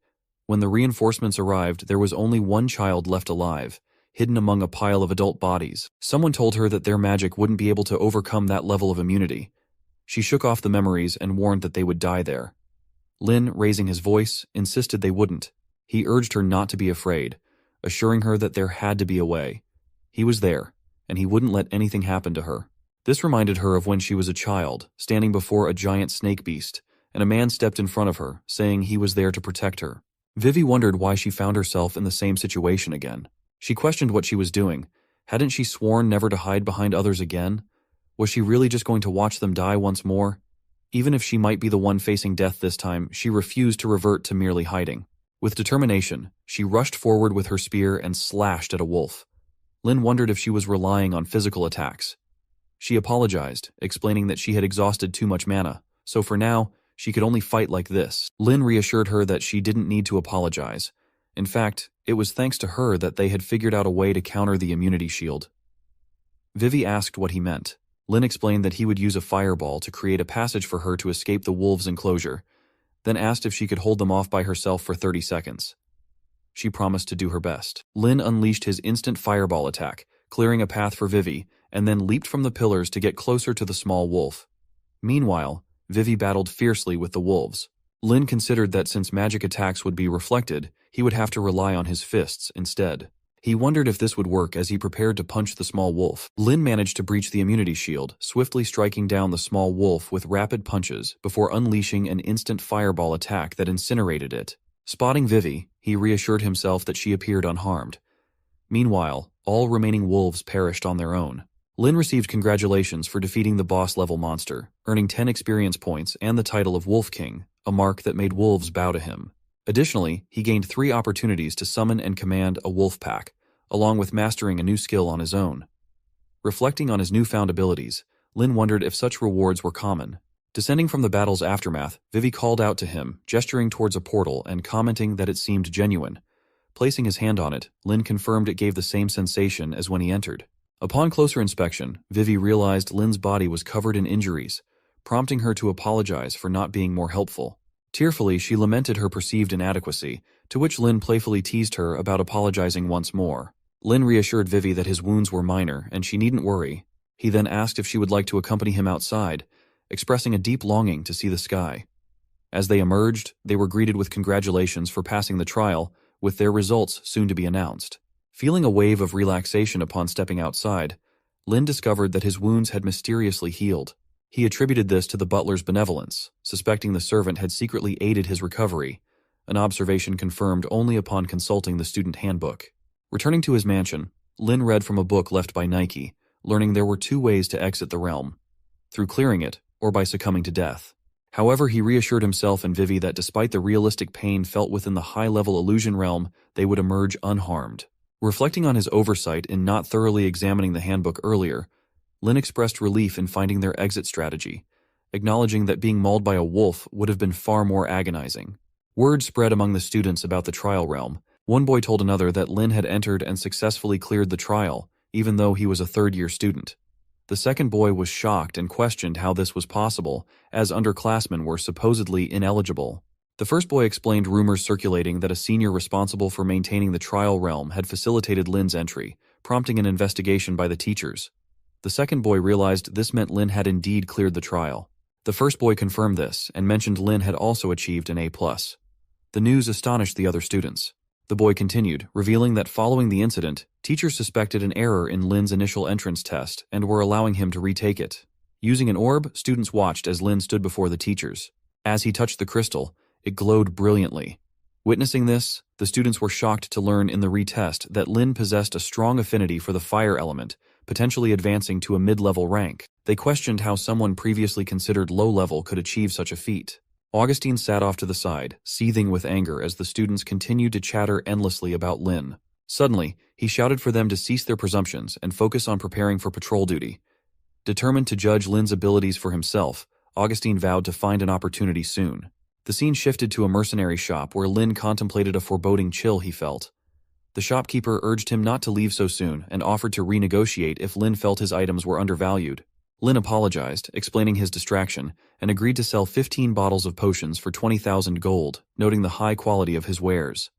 Impressed, the shopkeeper handed over a bag full of gold coins for the purchase. Accepting the payment, Lin promised to consider the shopkeeper's offer to become his distributor. Reflecting on his growing wealth, Lin mused that he wouldn't be short of gold anytime soon. He resolved to finally give Yiya a new habitat upon returning to the ranch. As he reached the ranch, he presented Yiya with a new and spacious fire habitat. Yiya was overjoyed to see it. Lin assured Yiya that he hadn't lied about the habitat. Yiya agreed and was visibly excited about his new home. He demonstrated his happiness by breathing fire, but Lin dodged quickly, putting some distance between them. Lin asked if this was Yiya's way of showing affection. Yiya denied it, claiming it was an accident. The butler congratulated Lin, awarding him 5 experience points and 200 gold. Lin's current experience points were now at 27 out of 200, unlocking a new area, the training ground. The butler asked if Lin wanted to proceed there. Lin wondered about the training ground and suggested they check it out. He asked the butler to teleport them there, curious about what the dragon training ground would be like. He imagined it might feature a dangerous flying course or an intense arena, both far more challenging than his small training room. Upon arriving, however, they discovered they were on a small stage surrounded by ocean on all sides. Lin wondered what they would do there. Yiya was angry at the butler and asked if he was kidding. The butler told them both not to be impatient and explained that the more tasks they completed with dragons, the larger the training ground would become. After finishing all the training tasks, they would unlock the Dragon God Arena. Lin and Yiya were intrigued by this prospect. The butler instructed them to start by waving the dragon teasing stick 1,000 times. As Lin picked up the stick, Yiya grabbed it and tried to act cute. Lin asked if the stick wasn't meant for cats and wondered if the butler thought replacing cat with dragon meant they were training a dragon. He expressed disappointment that the task wasn't more serious. Yiya looked disappointed and told Lin it was okay if he didn't want to play with him. Lin remembered his past, waiting for his father to come and play, and wondered if Yiya felt lonely being the only dragon on the large ranch. Lin realized he often came and went in a hurry, and pondered why he cared so much about whether the butler's training had a purpose. He decided to see it as simply playing with the dragons. Lin took the stick and played with Yiya, waving it repeatedly. Yiya joined in, and Lin wondered when the playtime would end. He questioned whether this training was for Yiya or for himself, but continued waving the stick diligently. Finally, after completing 1,000 waves, Lin felt a strange sensation as he noticed a giant dragon shadow looming over him, freezing him in place. The butler congratulated him on completing the task and revealed that Lin had also learned a new skill: Dragon Fear. Lin marveled at how such a skill could be learned from waving a teasing stick. The butler announced that Lin had reached the 3rd rank, allowing him to inherit 3rd rank magic like Dragon Fear, which could paralyze any magic beast of lower rank. Lin was surprised to realize he had inherited a new magic skill. He noticed small stones aligning to form a new stage at a distance, signaling the end of that day's training session. He was encouraged to explore again next time. Reflecting on how the training ground expanded with each task completed, Lin gazed at the vast water surface and wondered when he would unlock the Dragon God Arena. Yiya called to him, and Lin acknowledged Yiya's desire to play, agreeing to continue in the future and spend more time with him. When Lin touched Yiya's stomach, Yiya became furious and kicked Lin, demanding to know who gave him permission to touch him. Lin muttered that Yiya was ungrateful. He thought that, despite this incident, a month had passed without any problems. Teacher Yisha kept her promise, allowing him to join her class. Finally, he began delving into the 10 mysteries of magic, which were previously only passed down by word of mouth. His classmates became much friendlier, and those who had ridiculed him now sought his recognition as their elder brother. The butler remained silent and didn't intervene. Lin had hoped to study peacefully until the end of the semester, but one day while helping Vivi clean the library, he discovered something hidden behind a curtain. He told Vivi about it, and upon investigating, he realized it was his father's magical aura. Curious, he touched it, and suddenly vanished from the library.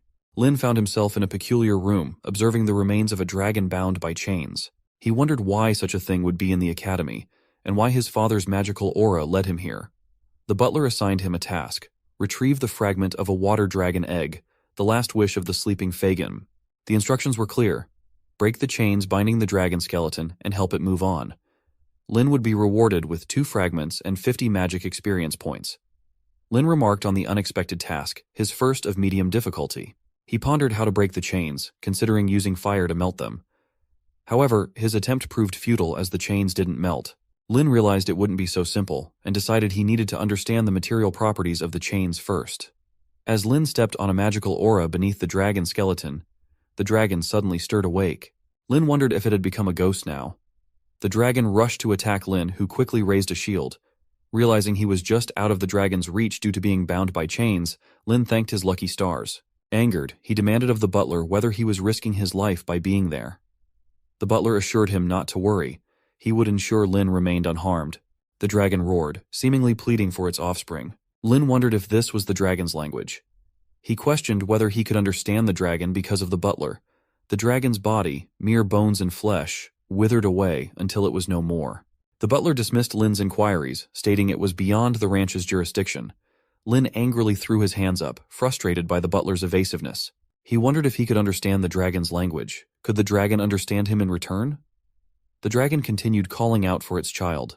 Lin asked why it was imprisoned there and what had happened to its child, suggesting that if the dragon told him, perhaps he could help. The dragon continued to plead for the return of its child. Lin wondered if there was any way to communicate with it, and began searching for clues around the room. He noticed a grimoire with no title and wondered if it held any useful information. Opening the book, he was surprised to see a hologram of Oliver appear. Oliver spoke of Zoe, Lin's father, and their research, which, though unacknowledged in their time, would go down in history. Lin speculated if this room had been a laboratory and examined the empty pages of the book. He wondered if the book that had helped awaken the dragon's rage was a result of that experiment. Did his father believe dragons should be liberated rather than slain?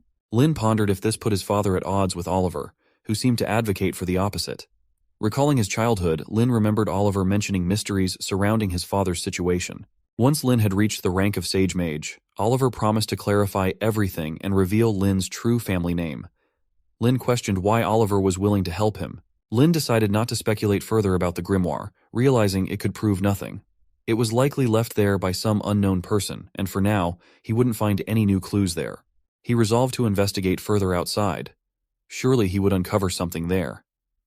Leaving the room, Lin approached Vivi and asked her to place her hand on the grimoire, questioning if she sensed anything unusual. Vivi replied humorously, noting she could feel the cobwebs he hadn't cleaned properly. Lin was taken aback by her response. Later, as he waited outside, Shua approached and reported that he had inquired around but found no legends or tales about dragons within the academy. Lin then approached teacher Yisha and directly asked if there had been any experiments involving dragons at the academy. Yisha seemed taken aback by the question, asking why Lin thought they would conduct experiments involving such fearsome creatures. Lin noticed a shift in Yisha's expression. Secondly, she questioned why Lin was so curious about such unnecessary matters instead of focusing more on his studies. She informed him that due to his exceptional performance, despite only being in the 5th trial realm, the Academy had decided to arrange an additional test for him before the final examinations. If he passed this extra test, not only would he skip 2 grades, but he would also qualify to enter the Mage Trial Tower, the most challenging trial realm in the entire Academy. Lin wondered about the trials in the Mage Trial Tower, particularly the most difficult ones. Yisha explained that the Mage Trial Tower was the masterpiece of Deal Gladstone, the Academy's only Sage rank mage. However, it housed more dangerous mechanisms and ferocious demonic beasts on each ascending floor, making progression increasingly challenging. Recognized students were allowed to enter the tower to test their limits, with outstanding performers receiving special rewards such as the Medal of Honor. Lin commented that she had heard of this before. She mentioned that every time the trial tower opened, the benevolent Orange Empire's king personally attended to present the Medal of Honor. Recipients of this prestigious medal were granted the same authority as Academy professors, and were even permitted to study in the Imperial Library, an opportunity to uncover information not available within the Academy's walls. Lin wondered if she was subtly hinting at information that couldn't be found within the Academy. He told her that he would take the extra test and asked her for the details. She challenged him to defeat her before the final exam. He thought she was joking. How could a 3rd-rank student defeat a 6th-rank teacher? He felt the Academy should have just told him straight that he wasn't allowed to enter the Mage Trial Tower. She assured him that during their battle, she would suppress her strength to match his level. He commented that she should have mentioned that sooner. Yisha added that there was still half a month before the extra test, and she looked forward to seeing his performance. Lin received the task of obtaining qualification to enter the Mage Trial Tower, and he had to defeat her without using dragon magic. Lin was surprised by this. Back at home, he thought that a fair fight between 2 3rd ranks seemed reasonable, but Yisha's mastery and control of magic far surpassed his own abilities.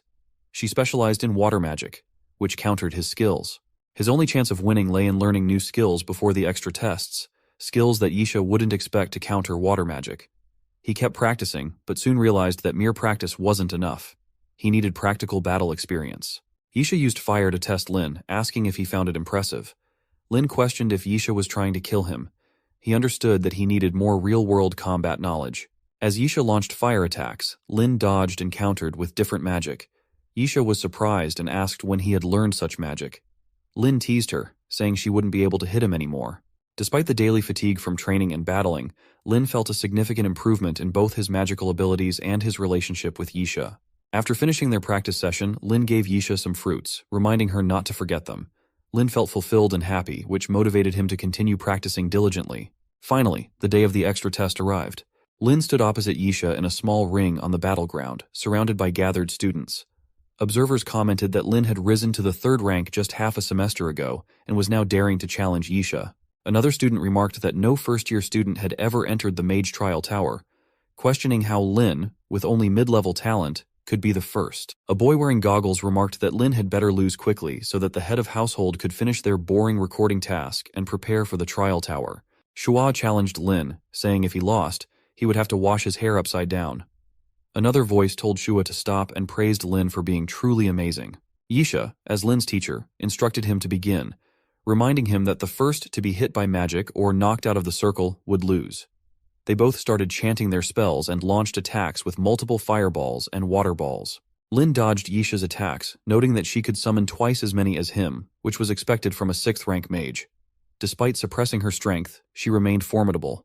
Yisha cautioned him not to be reckless. Lin then surprised everyone by leaping into the air, prompting Vivi to wonder when he had learned that skill. Yisha prepared to use the Raging Silver Snake Dance technique. Lin realized this was dangerous and countered with his Ring of Fire spell, disrupting her attack. Yisha commented on Lin's use of the Ring of Fire to neutralize her Water Snake technique. Lin landed, commenting that the match had been so close. The students observed that Lin's understanding of skill counters was much deeper than that of his peers. However, they soon realized that Yisha was using the 3rd-rank Riptide spell, a force that couldn't be outwitted easily. In response, Lin used the Fire Spring spell.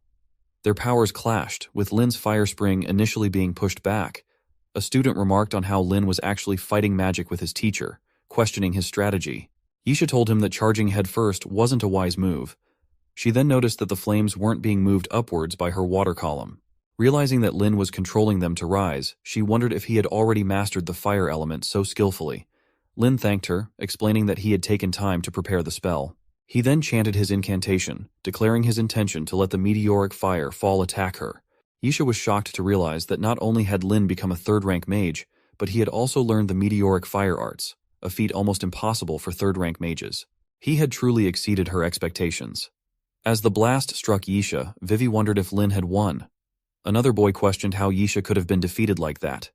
Yisha countered with the 3rd-rank Nightbloom illusion spell. Vivi remarked on Yisha's strength, while the boy observing noted that there appeared to be fish swimming on the battlefield's surface. He explained that within those illusions lay a real river. He had heard that only those who had formed a contract with the water spirit of a specific river could wield such magic. What appeared to be a shield was actually a small teleportation array. Not only could it transfer attacks into the river, but it could also redirect the river's flow back onto the battlefield. Lin asked Yisha if that illusion was truly a 3rd-rank spell. She turned to him and confirmed that she was still utilizing 3rd-rank power to activate it. As Yisha's spell neared completion, Lin realized he had to act quickly before the entire area was engulfed by her magic. She launched a water attack towards him. Lin recalled that Yisha's spell could divert magic attacks into the river, rendering them ineffective. Could this mean her waterfall shield functioned similarly to the small wolf's shield, immune only to magic? If so, his only hope lay in that vulnerability. Rushing closer to Yisha, Lin surprised her with his speed. He countered her waterfall with a fire serpent spell. The clash pushed him back, impacting the ground beside him. Vivi wondered if Lin had won and what had suddenly happened. Yisha admitted defeat, revealing that she had broken the 3rd-rank restrictions to defeat him in their duel. She unconsciously regarded him as a real opponent and looked forward to seeing how terrifyingly strong he would grow in the future. Lin was congratulated by the butler for his victory using magic. He was rewarded with 1 fragment of the water dragon and 30 magic experience points. Afterward, King Levi III arrived. Lin felt nervous as King Levi III arrived unexpectedly. Addressing the students preparing to enter the trial tower, Levi III declared them not only the elites of Holy Iris Academy, but also the future pillars of their empire. He announced that the honor of leadership would go to the first to complete the trial tower, urging them to showcase their abilities. The students cheered loudly in response. Following his address, a man instructed the students to enter the magic trial tower in an orderly fashion. A girl remarked to Lin that she hadn't expected him to be granted permission to enter the tower and speculated that Yisha must have gone easy on him. A boy wearing goggles interjected, asking if the student union only knew how to gossip. He noted he was there as a recorder and insinuated that Lin hadn't won solely with his skills.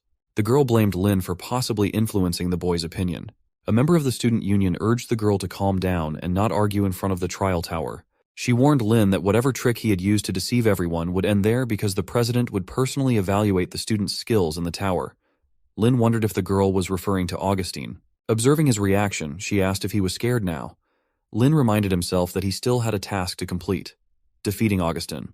He appeared on screen where the butler informed him that the prerequisite task of defeating Augustine in the Mage Trial Tower had not been completed, advising him against starting the challenge prematurely. Lin wondered if obtaining qualification to enter the tower was the incomplete prerequisite, and hoped there wouldn't be additional tasks inside. At the gate of the trial tower, a man informed Lin that he was the last student to enter. Lin apologized and proceeded inside. Another man announced that all students had entered, signaling the start of the trial. Lin pondered what awaited in the Mage Trial Tower. Inside, he found a forest before him, noting that, compared to the trial realm, this felt like another world, a place truly for the top 10 upperclassmen. Before entering, a teacher gave him a map of the tower. Lin learned that the Mage Trial Tower had a total of 9 floors, with teleportation points marked on the map for the first 3 floors. Each teleportation point was guarded by a magic beast, and there were several such points on the first floor alone. In addition to potential elimination by magic beasts, defeat in a duel against another student would also count as elimination. Lin, still uncertain of his classmates' strengths, decided to distance himself from the large group and head towards the nearest teleportation points first. He began running and soon encountered a leopard-like magic beast, which he defeated using his powers. The butler congratulated him and awarded him 1 experience point. Lin proudly stated that he reached the 3rd floor in no time. He noted that the strength of the magic beasts on each floor corresponded to the floor number. According to this pattern, the next floor should have 4th rank magic beasts.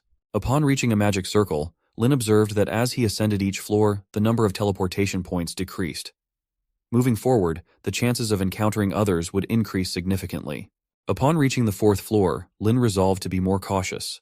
To his surprise, someone emerged from hiding and commented that they had finally found him. Outside the trial grounds, King gazed up at the tower. Yisha stood nearby, contemplating how despite King's annual attendance at the battle, the actual events inside has remained hidden from view. They could only observe the students' movements based on the lanterns hanging on the tower. She noticed it indicated the 4th floor. The trial tower was divided into 10 floors. The top 3 floors housed formidable mechanisms where students faced magic beasts ranked 7th to 9th, challenging them far beyond their abilities. The middle 3 floors comprised task stages. Only those who completed their tasks could progress, leading to the elimination of half the students. On the first 3 floors, students needed to defeat beasts guarding teleportation points, with only a few eliminated there. Amidst teams, betrayals, and fierce competition for advancement, only 10 would ultimately pass. Yisha pondered how far Lin would advance. The true trial, she believed, began on the 4th floor. Lin saw a pink screen displaying the condition to clear. He had to obtain 1,000 points before everyone else. He would earn 200 points for each kill, but eliminating another player would deduct 1,000 points from his total. Lin understood that eliminating students would cost him dearly in points, discouraging infighting at this level. With 1,000 beasts for every 100 people, theoretically allowing each person to kill 10 beasts, Lin realized the true challenge lay in achieving 1,000 points before all the beasts were slain. Despite the apparent absence of infighting, any unnecessary kills could result in someone failing to reach the required points and being eliminated. Determined to stay ahead, Lin started running. A hidden observer hurled a jar toward Lin. Anticipating the attack, Lin countered with a fireball, destroying the jar mid-air.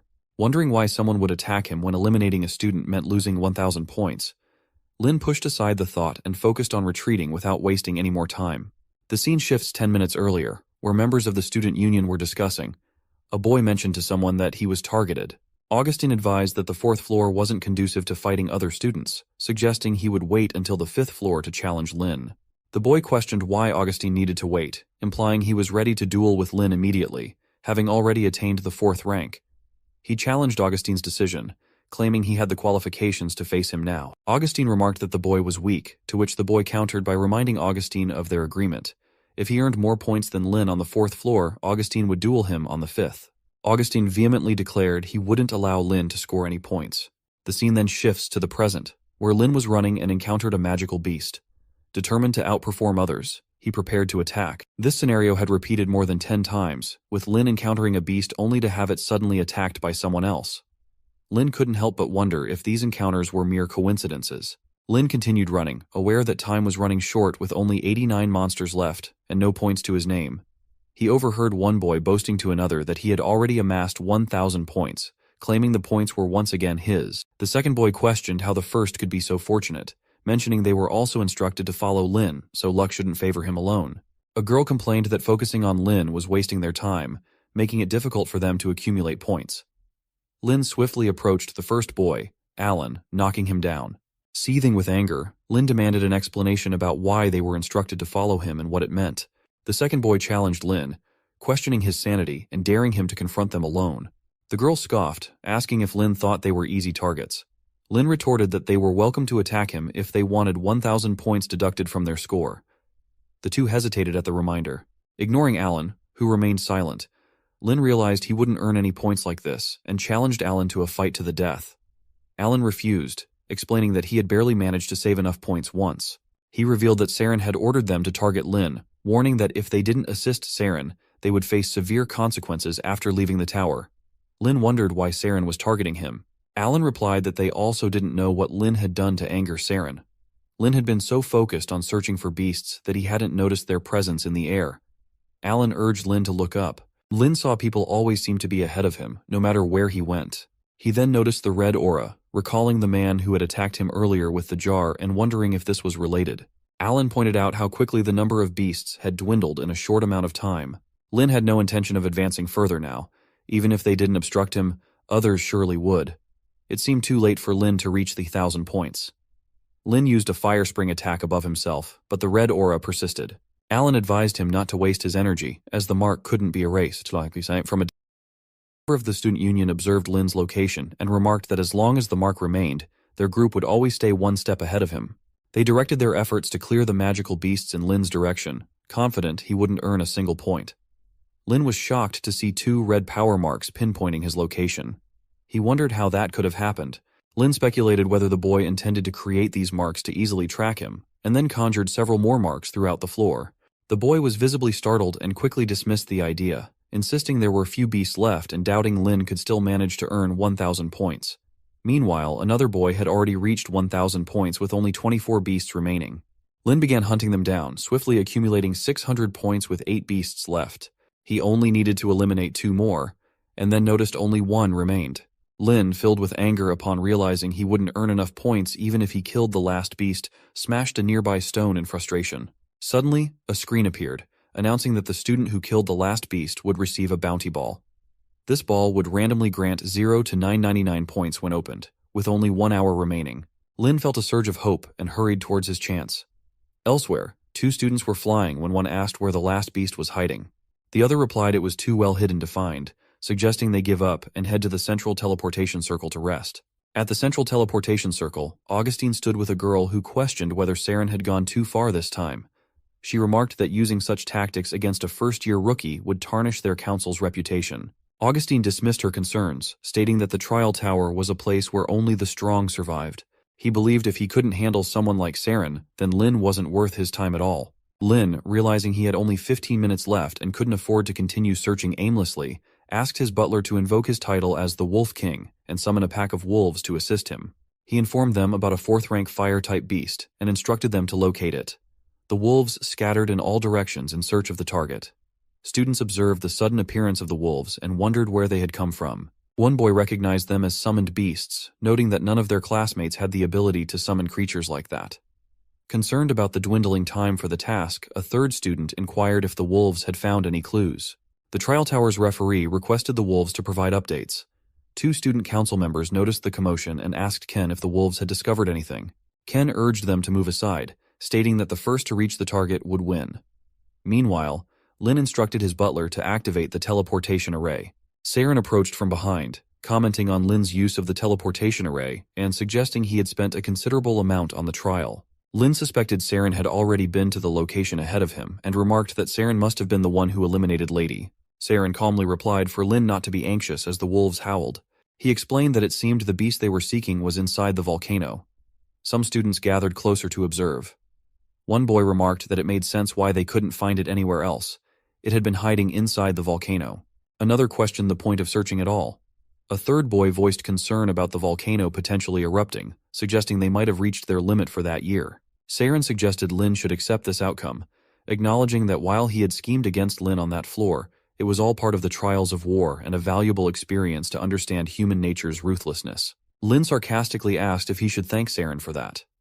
As Saren began to walk away, he turned back and asked if Lin wasn't happy with the result. In response, Lin jumped into the volcano, stating he was willing to accept defeat like this. With only 2 minutes left, he reasoned that even if he sustained injuries in the trial tower, he wouldn't die. As he descended, the heat intensified, and he was grateful for inheriting fire magic immunity from Yia. Otherwise, his lungs might have been fried by now. Suddenly, a spider web ensnared Lin, trapping him. He spotted the beast and realized it had truly been hiding there. He feared becoming its next meal. Attempting to burn the spider web with his fire magic, Lin was shocked to find it unaffected. The spider's pointed legs stabbed into Lin's legs, causing intense pain. His butler informed him that the spider was highly resistant to heat. Even lava couldn't melt its web. It enjoyed torturing its prey until they were helpless, then slowly consuming them. Lin wondered why his butler hadn't warned him about such an important detail earlier.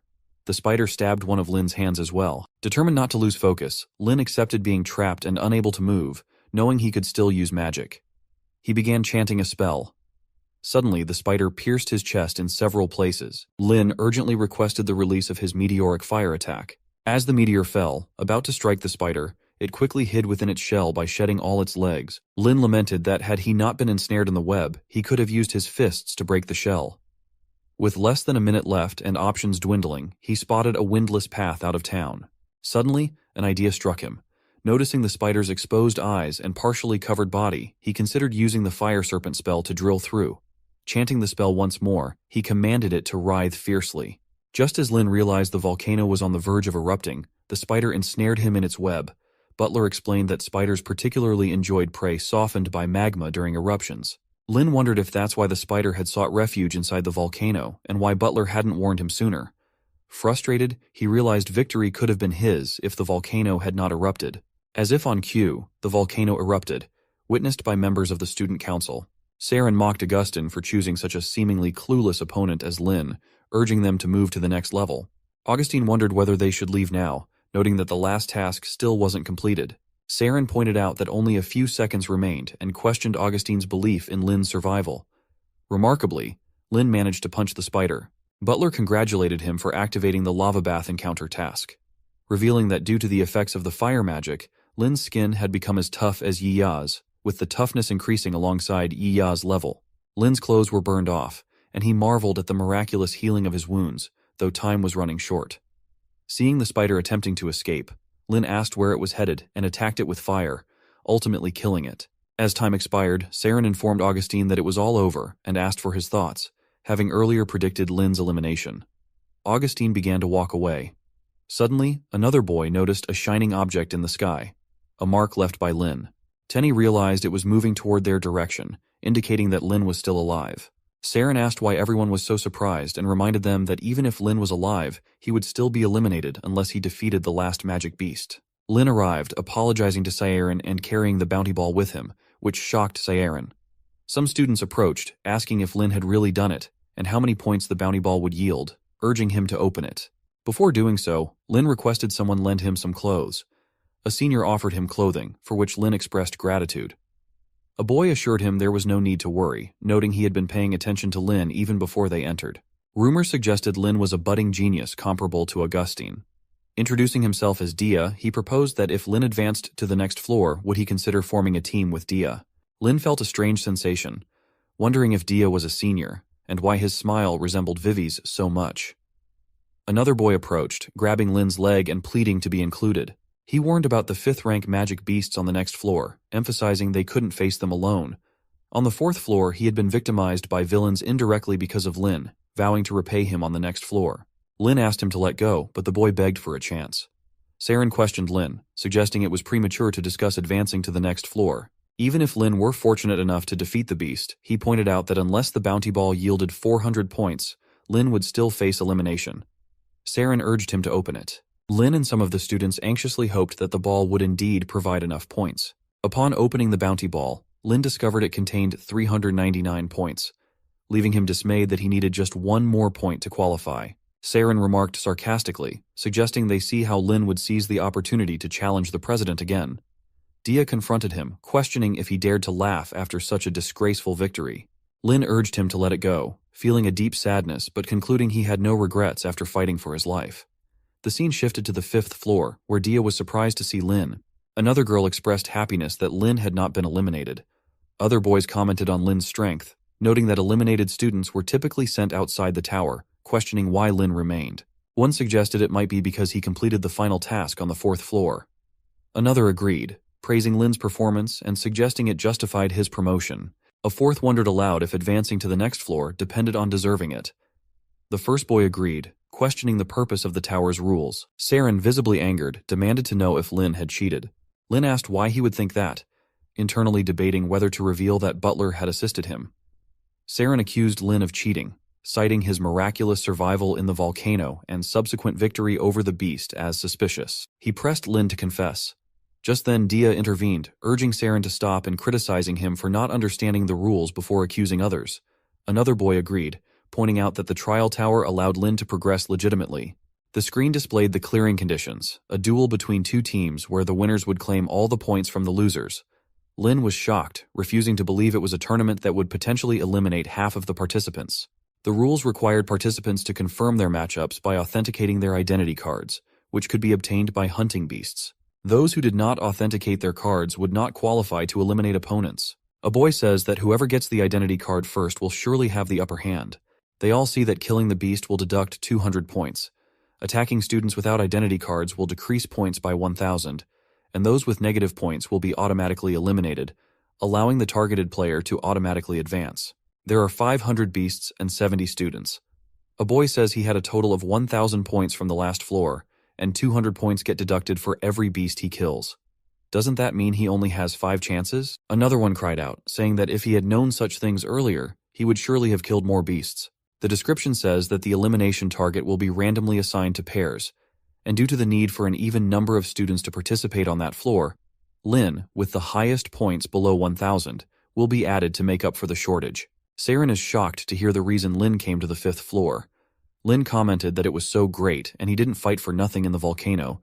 Then he asks Dia if they should form a team officially. Dia agrees and asks if he was planning to handle that other boy. Alan again grabbed Lin and asked to bring him along, requesting Lin to be his shield. Lin told him to let go. Alan said that he wouldn't let go even if he died and clung to Lin no matter what. Dia commented that it was amazing. Suddenly, a transparent movable hand appeared behind them. Just as Lin felt something, he turned back but didn't find anything. Dia asked if there was something. He replied that it felt like something was floating there, but it was just his imagination. Dia mentioned that most of the teams had already started moving and they should hurry up as well, or they would be at a disadvantage. Lin agreed and then told Alan that if he wanted, he could follow along, but the order in which they get the magic card would be determined by the amount of effort they put in. If Alan put in the least effort, he would be the last to get the card. Alan agreed and said that as long as he could follow him, he was fine with that, and he knew Lin would be the best.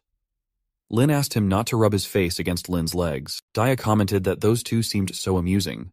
Outside of the tower, a knight told the king that according to the observation light outside the trial tower, all the participants had reached the 5th floor. The king was surprised and said that in the past year, almost half of the students were eliminated at that point, and it seemed that the current year's participants were outstanding, necessitating more rewards. Yisha thought that although this year's students were indeed better than last year's, and the rules had also changed, it was impossible that not a single student had been eliminated yet, and she had a bad feeling about that.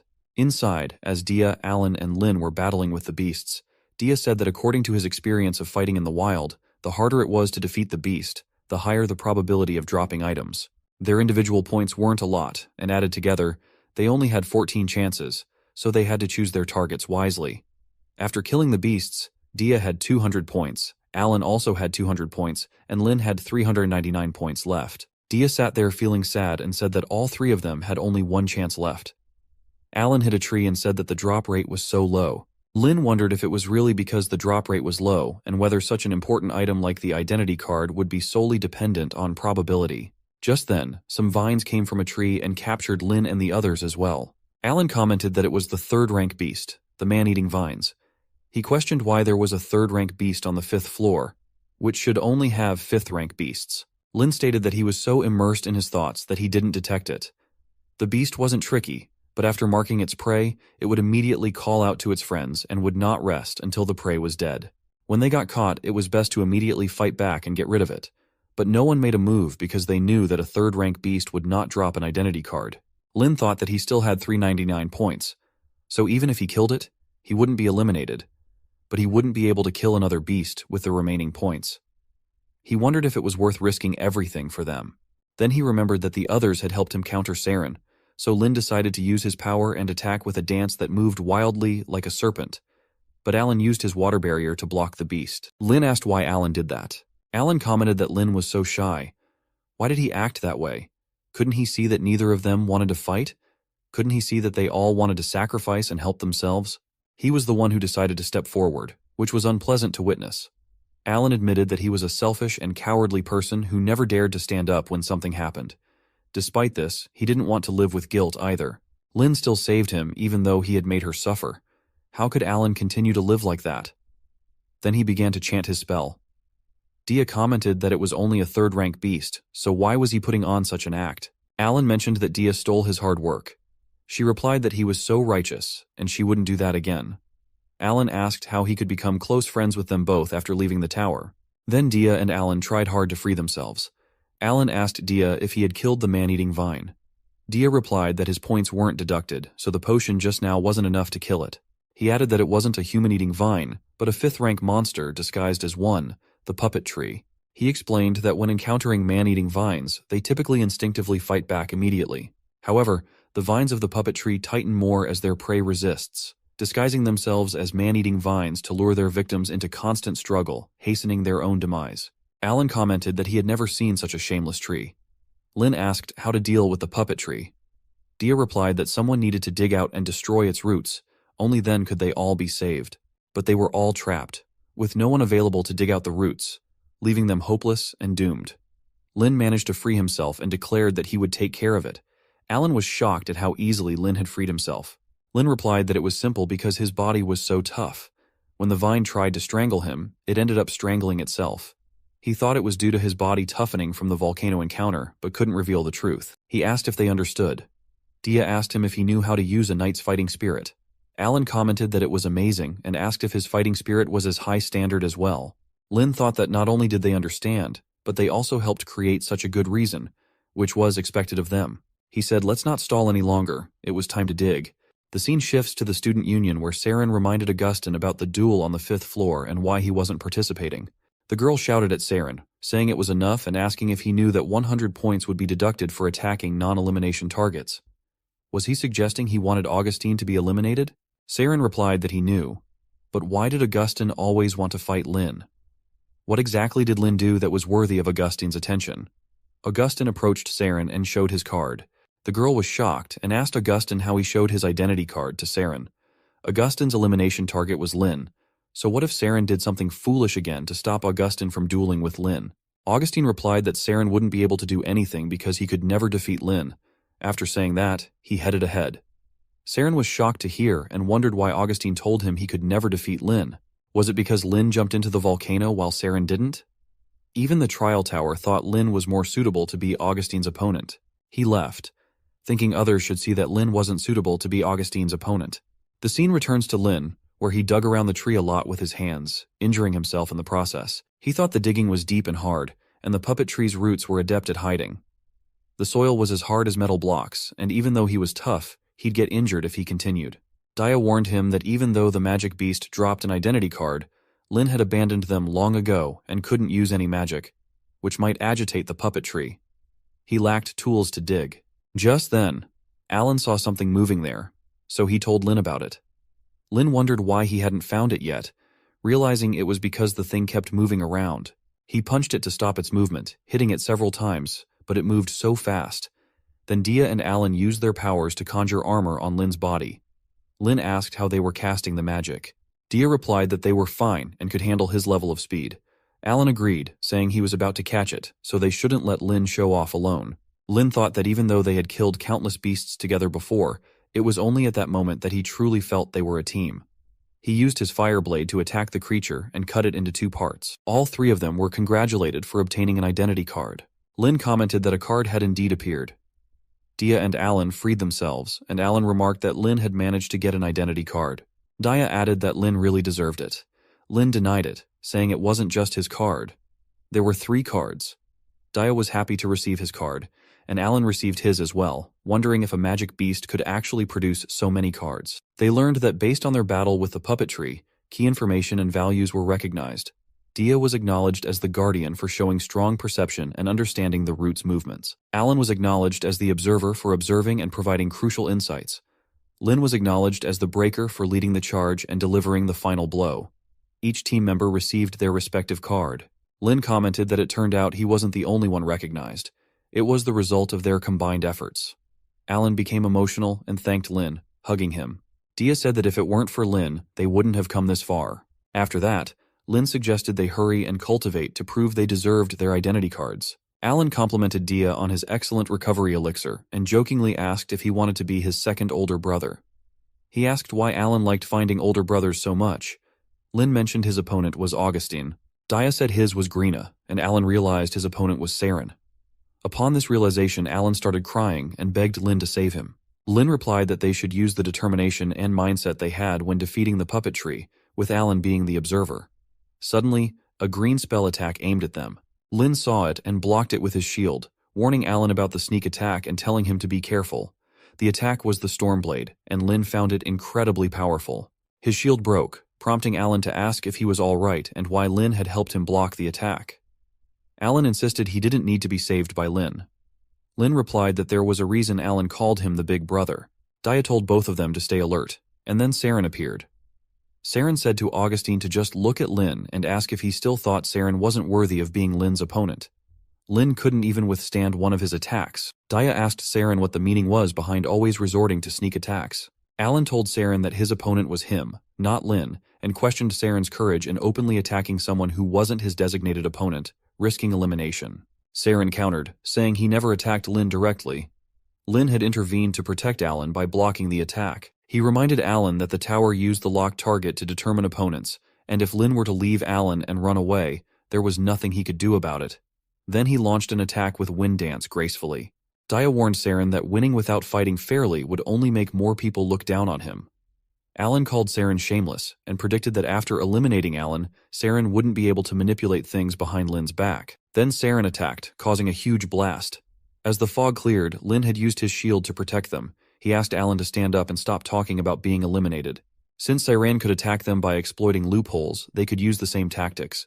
Saren was strong, but not stronger than the 3 of them together. Alan was deeply moved by Lin's words. Saren wondered aloud, suggesting they not debate whether the 3 of them could defeat him, even if they were united. Lin and Dia prepared to attack Saren, who created clones of himself, challenging them to see how they could handle the onslaught. Dia chanted a spell to protect them from attacks and enhance their agility. They engaged in battle with Saren's clones. Lin asked Alan to use his power of observation to identify the real Saren. Alan chanted and used his ability to pinpoint the real one. As he indicated the real Saren, Lin rushed forward to attack him. Saren asked if Lin was really attacking him. Lin grabbed Saren and demanded to know what he had been saying. Wasn't the tower the one that determined the opponent? Saren awkwardly admitted he had been attacking himself. Lin took Saren away, visibly worried, and asked what he was planning to do. Suddenly, he noticed the depth and caught sight of the wings of wind. Saren told him that Lin wouldn't have time to use that. Ignoring him, Lin took Saren and leaped into the depth, creating a huge hole. He was injured, but not severely. Alan and Dia arrived on the scene. Alan asked if Lin was all right, while Dia questioned why Lin took such a dangerous step. Lin replied that at least he was still okay in the end. Dia asked if he was hurt and offered him the elixir to heal himself. Saren got up, asking if that was the reason Augustine said Lin was stronger than him, attributing it to Lin's determination in everything he did. Lin turned and asked if Saren really thought he was stronger, and if so, why he never dared to battle Lin head-on. Saren, already a 4th-level mage with significantly greater power than Lin's, knew a multitude of spells compared to him. Yet, in the previous levels, Saren hadn't relied on his own strength to earn points. Even in the 5th level, Saren wished to exploit the fact that he couldn't directly attack Lin to secure victory. Was Saren lacking confidence in his ability to defeat Lin without resorting to these small tricks? Lin's accusation that Saren was afraid of losing to him shocked him. Saren retorted, stating he never viewed Lin as a worthy opponent. He simply didn't consider Lin capable enough. Lin shouted back, accusing Saren of being afraid he would lose. Saren argued that he had considered what would happen if Lin managed to kill more beasts, necessitating his efforts to prevent Lin from leveling up. Even surviving the volcano ordeal couldn't make Lin stronger than Saren, Saren reasoned. However, he couldn't allow Augustine to think less of him. Moreover, Saren had coincidentally desired to eliminate Alan, and in that case, he could use Lin to achieve that goal. Lin confronted Saren, accusing him of avoiding direct battles because he feared losing. Lin dismissed the idea of Augustine approving of a coward like Saren, thinking he was stronger than him. Infuriated, Saren retorted that Lin had no right to lecture him just because he won and should stop nagging. He then questioned why they were waiting and urged them to come and eliminate him. Alan unleashed his powers, prompting Saren to ask Lin if he would give him a chance to face him directly next time. Lin responded that he would wait for Saren outside. As Alan moved to attack Saren, a protective light from a sword intervened. Looking around, Saren found Grina there and asked why she was present. Grina explained that Augustine had ordered everyone to cease fighting and gather at the central teleportation array. Alan questioned the reason for this interruption, expressing his frustration about potentially missing out on leveling up. Lin added that even if it were a genuine gathering, there was no reason they should be prevented from leveling up. Grina asked if they hadn't realized yet that the tower had lost control. Initially, the panel began to malfunction. A boy attacked by a beast was not transported out of the tower and died there.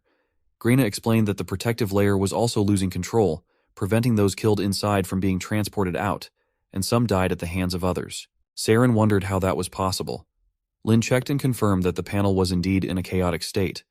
Alan wondered if someone was going to be killed there. Grina instructed Saren to quickly treat his wounds as she was a wind mage, and then accompany her to inform the others to gather at the central teleportation array. As Lin, Dia, and Alan arrived there, they saw giant green hands. Alan panicked and suggested they retreat, relying on Lin. Dia, however, found the sight impressive.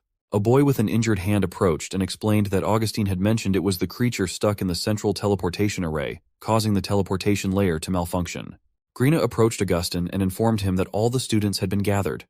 She reported a total of 22 deaths, 6 serious injuries, and 3 students missing. They were uncertain whether those eliminated at the 4th level or within the tower had managed to escape safely. Alan expressed concern about the missing person, suggesting they might still be alive. Dia was shocked by the loss of 20 elite students who had entered the 5th level. Augustine turned to Lin and remarked that compared to the others who had perished, Lin was incredibly fortunate. Lin questioned what Augustine meant by that, asking if he was implying that Lin should have been one of those who died instead.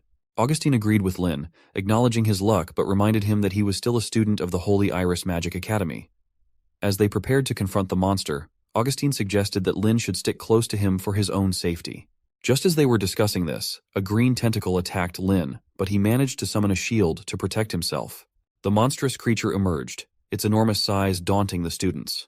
One student wondered if this was the creature that had managed to sneak into the tower, noting that there were no records of such a demonic beast in their books. With the protective layer compromised, they questioned how they could defeat such a creature, especially considering the strength of its tentacles. A boy expressed his wish to leave the tower immediately.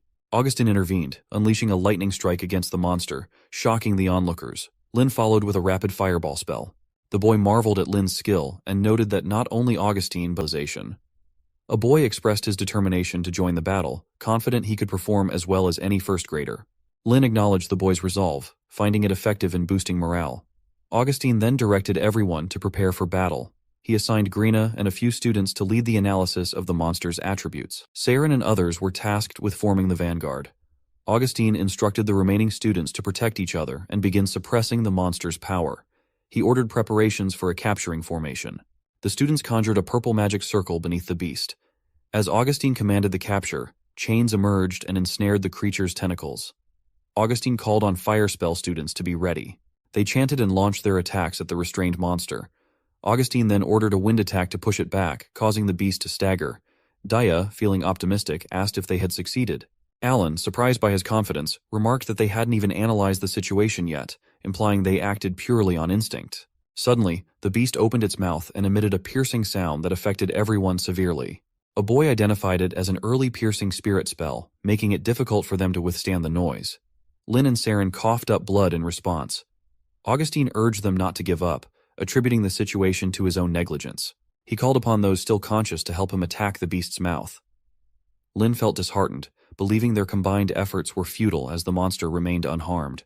He wondered how they could possibly defeat such powerful spirit beasts with their current strength. Remembering words from his butler about inheriting dragon power at the 3rd level, Lin recalled that the shock effect varied with the rank difference between beasts.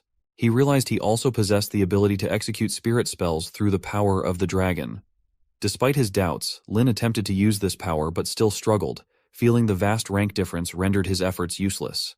However, his spell summoned a dragon infused with golden rage, roaring loudly as it appeared. The dragon rushed to attack the beast, and the student council also joined in, helping to force its mouth shut, silencing the sound. Grina dropped to her knees, relieved that it had finally stopped. Augustine asked her if she felt that, wondering what caused the demonic beast to pause for a moment and if he was overthinking it. Lin turned to the butler asking what had happened and if Yia had come out and could come out on his own. The butler explained that the dragon's might was a skill Yia had acquired in the training ground solely through his own efforts, allowing the host to use it as well, though it was advisable for Yia to use it only once daily given his current physical condition. Yia asked why Lin was making such a fuss, questioning why he hadn't used the dragon's fear at that moment. Lin retorted, asking Yia why he hadn't mentioned that earlier. Yia replied that if he had told Lin earlier, he would have been taken to the training ground daily to acquire those skills and wouldn't have had time to play with him anymore. Alan told Augustine that they owed him for stopping the demonic beast for 1 second. He had figured out its weaknesses and attributes, revealing it was a 6th-rank dark attribute demonic beast, the Nightmare Troll. Grina asked how a Nightmare Troll could be so large and why it didn't have any scales. Alan replied that he wasn't sure, but that's what his magic told him, and if it was a Nightmare Troll, only light attribute attacks would be effective against it. Augustine realized no wonder their previous attacks had been useless, and why his lightning strikes and Grina's light arrow still did some damage, though they only had 2 light mages, which wasn't ideal. Alan explained that compared to normal nightmare beasts, if that thing dragged them into the nightmare, it would be even worse. Before he could finish his words, Saren lunged at Augustine with his sword, laughing maniacally, as if he wasn't conscious, declaring that he had finally defeated Augustine and was now the strongest student at the Holy Iris Academy. Grina bound Saren with light magic, and then she saw Alan start acting like Saren as well, saying that he could finally leave the tower. Several more students began behaving similarly, one declaring victory over a normal student and proclaiming he could now ascend to the 6th floor. Another student pleaded for them to stop their erratic behavior. Grina noted that everyone was affected and wondered if this was what Alan meant about being dragged into a nightmare. Lin and Dia remained unaffected. Lin blocked the attack and asked Dia if he knew how to restore their consciousness. Dia apologized, explaining he didn't know how to snap them out of that state. Suddenly the beast did something to them again, prompting Alan to urge Dia to leave the tower. Lin asked Alan to stop, accusing him of lying about leaving the tower. Meanwhile, students approached the beast, one thanking it for granting them glory, while another claimed first place and asked Aisha to join him. Augustine pleaded with them not to go and to return. Grina urged Augustine to calm down, noting his bleeding hadn't stopped, and reminded him he was their only hope and couldn't fight in his injured state. Augustine observed that the beast was draining the students' lives. Augustine rushed toward the beast, urging it to spare the future of Holy Iris Academy, then unleashed his power against the monster, demanding that it release everyone. Grina was relieved to see Augustine's rank increase. Unexpectedly, Lin couldn't bring himself to hate Augustine anymore. Augustine realized his attack was effective this time, enduring numerous counterattacks without sustaining any wounds. His powerful strike shattered the restraining magic with a single screeching blast, reducing their dwindling forces to just 10 people. As a tentacle moved to attach itself to Augustine's head and began draining him, the normal students attempted to attack, but their efforts were futile.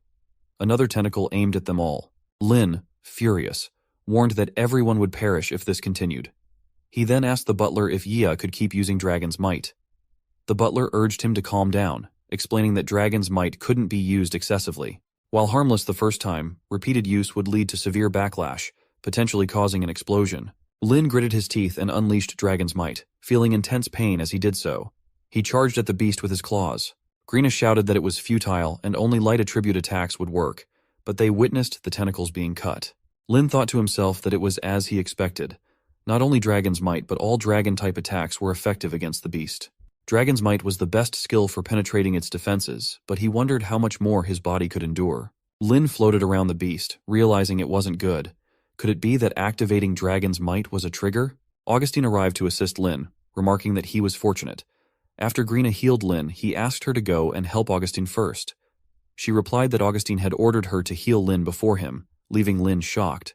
Augustine explained that he had noticed only Lin's attacks were effective against the beast, speculating that luck might have played a part. He didn't want to place too much expectation on Lin, but acknowledged his contribution. Augustine urged Lin to take the luck he had and share it with others. Suddenly, the beast attacked Augustine and Grina with its tentacles, killing them. Lin was in shock. The beast then turned its attention to Lin, but Dia pushed him aside, taking the attack himself. Lin discovered everyone else had been killed. Realizing there was nothing he could do to save everyone, Lin contemplated using Iya's power. However, his clan had been exiled from the Empire due to his father's connection to dragons. If his identity was exposed, it would be even harder to clear his clan's name. Despite his doubts, Lin knew he couldn't hesitate. Even if his secret was revealed, he owed it to those who had saved him before to shoulder the responsibility and save everyone. Then, Lin summoned Iya and mounted him. Iya asked if the beast was the one tormenting him, to which Lin agreed. He requested Iya's help to lure the beast away from everyone, and then destroy it. The scene shifted outside the tower, where the king awaited news. A man approached and apologized for keeping the king waiting. The king expressed concern over the prolonged absence of students, and questioned what exactly the Holy Iris Academy was doing. The man explained that their colleagues had investigated and found that the tower's teleportation array was completely disabled, making entry and exit impossible. Additionally, the tower's rules had become highly chaotic, indicating a potential danger within. The king asked for a solution. The man appeared troubled, informing the king that they were attempting to intervene from outside the tower, but all efforts so far had failed. They had even tried to magically summon the Dean, but had received no response. Enraged, the king demanded to know how his esteemed Holy Iris Academy, the Empire's premier institution, could allow such a situation. He questioned why the highest-ranking students were endangered in the tower while everyone outside could only wait, and demanded to know what actions were being taken. Yisha urged the man to attempt contacting the Dean again. The knights reminded her to mind her etiquette, but she couldn't help but feel frustrated at their concern for formalities in such a dire situation. She apologized to the king and informed him that her colleague had sensed a dragon's aura within the tower. The king and the man were shocked to hear this. The king questioned how a dragon, supposedly sealed away east of the Rift Valley by humans, could have breached the school grounds so disastrously. The scene shifted back to Lin, who recounted to Iya the moment he had realized Iya was being chased by the beast instead of attacking the injured students. Iya noted there were many humans present. Lin, observing the uniforms of Holy Iris Academy, recognized the boy with goggles among the fallen students from the fourth-floor elimination. Realizing these were their classmates, Lin ordered Iya to counterattack. He instructed Iya to use Dragon's Might and split their attack strategy. Iya would take the left while Lin took the right, focusing first on eliminating the troublesome tentacles. They executed their plan, forcing the beast to retreat. Afterward, Lin noticed a fluctuation in Dragon. The entire area plunged into darkness as eerie beats floated through the air, imbued with ominous power. Lin received a warning indicating a potent dragon aura nearby, prompting swift evacuation. Lin pondered the nature of this dragon aura, surprised that it could emanate from what appeared to be a nightmare troll. Iya sensed something amiss during their recent skirmish with the creature, noticing its black scales and mistaking them for dragon scales. Lin recalled Grena's observation that ordinary nightmare trolls lacked such distinctions. Iya further revealed that the creature dared to attack Yoya, a member of the dragon clan. As the beast unleashed dark energy, Lin urgently instructed Iya to evade. Iya questioned whether Lin wanted to flee, but countered the attack with a burst of fire. Lin felt relief seeing Yia's skill. However, the creature's immense power eventually overwhelmed to jump to dodge, and Yia obeyed, evading the attack. Lin directed Yia to dodge the beast's subsequent attacks, guiding him closer until they could leap onto the creature's head and strike its blind spot. Yia followed Lin's orders meticulously, rushing to strike at the beast's head and warning it not to underestimate him again. Suddenly, green vines emerged from the beast, threatening both of them. Yia sensed a disturbance in his magic power. Lin was astonished to discover that the beast could absorb Yia's magic, intending to render him lifeless. Acting quickly, Lin used his claws to sever the vines, but more entangled him. Yia anxiously observed Lin's predicament. Fueled by anger, Yia unleashed a new fire attack against the beast. Lin observed that Yia had mastered the dragon's breath skill in combat, earning a significant 100 growth points. With Yia's defeat of the beast, he gained an additional 500 growth points, pushing him to the 4th rank. Yia, fueled by rage, demonstrated his new strength. Lin noted Yia's current abilities: Bite, Rock Smash, Dragon's Breath, Dragon's Might, middle rank Fire Immunity, Physical Immunity, along with Fire Shoot, middle rank Shield, and Self-Recovery for Magic. Yia approached Lin, declaring his newfound strength. Lin praised Yiya as the strongest, reflecting that despite Yiya's external changes, he remained the same at heart. The butler remarked that due to Lin's minimal contribution to the kill, he earned only 5 experience points, leaving Lin feeling disheartened about his progress. Despite this, Lin was promoted to the 4th rank mage. Feeling conflicted about his promotion, Lin lay down, pondering the trial ahead and the imminent transfer of all students outside in 3 minutes. As they defeated the nightmare troll, everyone managed to escape, but they heard faint cries and discovered the beast had transformed into a small, surviving dragon. Upon closer inspection, Lin found a tiny dragon inside a jar, prompting Yiya to roar in recognition of his kind. As Lin observed the small tentacles attached to the crying baby dragon, he speculated that the energy fluctuation preceding the nightmare troll's attack and the sound they heard were not from the troll itself, but from the distressed cries of the dragon. It seemed the nightmare troll intended to use the baby dragon's energy to grow even more powerful. Yiya couldn't tolerate this cruelty any longer and promptly shattered the jar, rescuing the small dragon and incinerating its bonds. He vowed to exact vengeance for how the dragon clan had been mistreated. Lin acknowledged that while the nightmare troll was the primary antagonist, it might not have acted alone.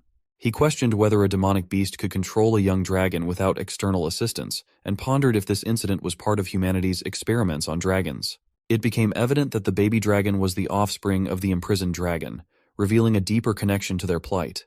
Lin hesitated to reveal to his father that the nightmare troll might also be a result of experimentation. He wondered if his father and Oliver could really condone such treatment of a dragon's child.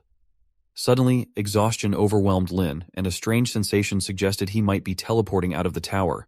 Realizing further contemplation was futile for now, he resolved to continue his investigation once he was out. He instructed Yiya to take the small dragon to the ranch and promised to bring medicine later for its wounds. As all the students began to emerge from the tower, Yiya urged people to check on the injured and seek medical assistance. They were shocked to find all the students lying outside. Yiya approached Lin, asking what had happened inside and about their condition. Lin recognized Yiya's voice but struggled to respond before collapsing once more. Urgently, Yiya called for swift medical aid to save him. After that fateful day, the king was furious and ordered the academy to investigate the incident. The teachers at the academy were equally incensed, determined to uncover the culprit behind the tragedy. In an effort to save as many students as possible, the king spared no expense, deploying the palace's best medications and medical experts. Despite their efforts, some students succumbed to their injuries, while others remained severely hurt. Out of 100 students, only 28 survived, and Augustine received special attention from the academy. Augustine confided in Yiya that he wasn't the true savior. Lin was. Alan and Dia approached Lin, informing him that everyone was gathered downstairs. Dia praised Lin as their hero and reassured him not to worry. Everyone was waiting for him. Lin jokingly asked him to stop, feeling overwhelmed by the weight of the situation. It seemed as though the entire school approved of him, elevating him to a status akin to Augustine's. Yet Lin found no joy in this newfound recognition. After they gathered downstairs to pay tribute to the unfortunate students and pray for their souls, Lin couldn't fathom how anyone could find happiness amidst such tragedy. He wondered if his father knew about the massacre and if it somehow involved him. The next day, Lin entered the secret lab in the library, where the skeleton dragon asked about its child. Lin realized the small dragon must be the offspring of the skeleton dragon and instructed the butler to bring it out. As Lin held the small dragon, he asked the skeleton if it was indeed the small dragon's parent. The skeleton dragon confirmed this, but the small dragon was initially frightened and sought refuge on Lin's head. The skeleton dragon reassured its child not to be afraid. Suddenly, it began radiating light, and Lin watched in astonishment as flesh and blood formed around the skeleton. Soon, the skeleton transformed into a shining female dragon, proclaiming herself as the small dragon's mother. Lin found himself able to understand her language and considered that this ability might allow him to escape related matters. Then Lin released the small dragon to reunite with its mother. The dragon was overjoyed to see her child alive and well, considering it the most precious thing in the world. She expressed her gratitude to Lin, referring to him as Zoe, and assured him that he had fulfilled his promise by returning her child safely. Lin clarified that it was his father who had made the promise to return the dragon's child. The dragon wondered if Zoe had children of his own. Lin confirmed this, revealing that he was Zoe's son, named Lin. The dragon explained that her physical body had been destroyed, and now she could only perceive the world through magical energy. She sensed a similarity between Lin's and his father's magical energies, and asked if Zoe had been conducting experiments on their clan members. Lin reluctantly admitted that his father had indeed been involved in such experiments. He explained that he didn't know where she had been, but according to common belief, His father had initially betrayed humanity and then saved the last remaining dragons when humanity had almost wiped them out. Lin thought he had understood his father well initially, but the deeper he delved, the more he realized he didn't truly understand what kind of person his father was. The dragon admitted she, too, didn't fully know Zoe's nature, but she believed he was different from others who experimented on her kind. Knowing Lin wanted to ask about past events, she trusted him and his father, leaving her child in Lin's care. Before disappearing, she asked Lin to relay a message to Zoe. If he encountered the guardian of the Rift Valley, tell him it wasn't the edge of the world, and she hoped to explore the new world beyond the valley. Lin was left pondering this message and asked the butler to clarify what it meant. The dragon wished for her child to live happily and vanished. The butler congratulated Lin for completing the task and rewarded him with 2 water dragon fragments and 50 shared dragon's nest magic experience. Lin stood with the small dragon, contemplating the true nature of her imprisonment. He realized that the dragon's chains weren't physical, but rather the deep emotional bonds that kept her tied to her child, sustaining her body through sheer willpower all this time just to ensure her child's survival. Lin remarked on the sentimental nature of dragons, which contrasted sharply with common perceptions of them as fierce and aloof creatures. The butler congratulated Lin on acquiring a new sleep dragon, and due to completing the dragon's mission, the magical notes found in the lab had undergone a transformation. Lin recalled finding these notes on an experiment table during his first visit, remembering that the first page contained a section addressed from Oliver to Zoe. Now, what had originally been blank pages were filled with text. Lin recalls that he had asked the butler to send the small dragon, Uso, back to the farm for Yiya to take care of him. Yiya was trying to feed Uso and told him not to cry. Lin then immediately began studying the magic time inside the lab. It turns out that what his father and the others were doing wasn't to use the dragons to strengthen the demonic beasts. He saw a message left for a lover from Lin's father. He wonders about the forbidden experiments, what actually happened back then that made his father change his mind during the experiment, and what about the lover? Did he change his mind as well? Did he give up on the experiments, or did he choose to pursue the radical path, like using the dragon to change the physiques of the demonic beasts? As Lin pondered these questions, he accidentally bumped into an ink bottle and found that a hidden passage mechanism had been activated. Removing the ink bottle from the table revealed the mechanism and opened the passage. Lin pulled the ink bottle and discovered stairs leading downwards. He was surprised to see this, and as he headed in, he wondered where it would take him. Judging from the dust gathered on the lamps, he guessed that the dark hidden passage hadn't been used for a long time, just like the experiment lab. He ventured further inside and encountered a rock that marked the end of the path. He wondered if the passage had been sealed by someone at a later time. As he touched the rock, it shimmered, revealing another one of his father's teleportation devices. Passing through it, Lin entered an underground waterway and overheard someone discussing magical fluctuations. They mentioned a trespasser and ordered scavengers to apprehend them. By the time they arrived, however, Lin had already left, suspecting that someone was using the underwater routes for illicit activities. One man remarked that nobody was present, while another speculated that if anyone had been there, the voice they heard likely scared them off. He jokingly asked when the first boy would change his irritable temperament. Lin considered that the scavengers earlier bore similar black scales to the nightmare demon that had attacked the tower. Could they be connected? The situation remained unclear, and he realized he couldn't proceed with his investigation without proper planning. He remembered that there was a well leading up to the surface along the way. Seeing the stairs, he decided to climb up and see what lay above the waterways. He opened the gate at the top, and as he looked around, he wondered if he had emerged in a warehouse. Just then, some guards spotted him and shouted that there was a thief, ready to catch Lin. He quickly rushed back to the path from where he came, thinking how unlucky he was to encounter guards. As he was about to re-enter the passage, he found it sealed and realized he couldn't go back inside. Suddenly, Lucas appeared, furious about someone causing trouble in their mansion's chamber of commerce. Recognizing Lucas, Lin said that he wanted to sell Nicole for profit. He thought about how the Mason Chamber of Commerce was responsible for the dried-up well. Lucas also recognized Lin, who had previously opposed them regarding a certain gift. Lin warned Lucas to watch what he said about him. Just then, Vivi arrived and asked Lin what he was doing there, and if he was the one they were chasing earlier. Lucas agreed and said that Lin appeared out of nowhere inside their warehouse, and he was sure that Lin was up to no good. Lin realized that the Mason in Vivi's name referred to the Mason Chamber of Commerce. Vivi told Lucas that it was impossible, and that Lin wasn't a bad person. Lucas warned her not to be fooled by Lin's looks and asked if she had any idea how many secrets their warehouse held. He stressed that if they released Lin, he might reveal those secrets to others. Vivi replied that she would take Lin to her elder sister. Lucas, noting that she had come to retrieve medical herbs for her practice, told her to hurry and not waste time. Vivi brought Lin to her elder sister, Alyssa. Alyssa said she would be honest and asked how he had emerged from beneath the dried-up well, which none of them had been able to enter. Lin explained that the well inside their warehouse was sealed, preventing anyone from entering or leaving. Alyssa acknowledged this and added that Lin could only exit the well from the darker passage underneath, which they were unable to access from above. Lin asked if she really expected him to believe what she was saying and suggested that the dark passage was created by the Chamber of Commerce to conduct their shady business. She responded, asking if that was just his imagination, noting that he had been very hostile towards their Chamber of Commerce from the beginning. She admitted that Lucas's actions the other day might have left Lin with a very bad impression, but explained that they had their grievances regarding that incident as well. She asserted that it was immoral for humans to trade others for their own pleasure, which is why they had always refused to take part.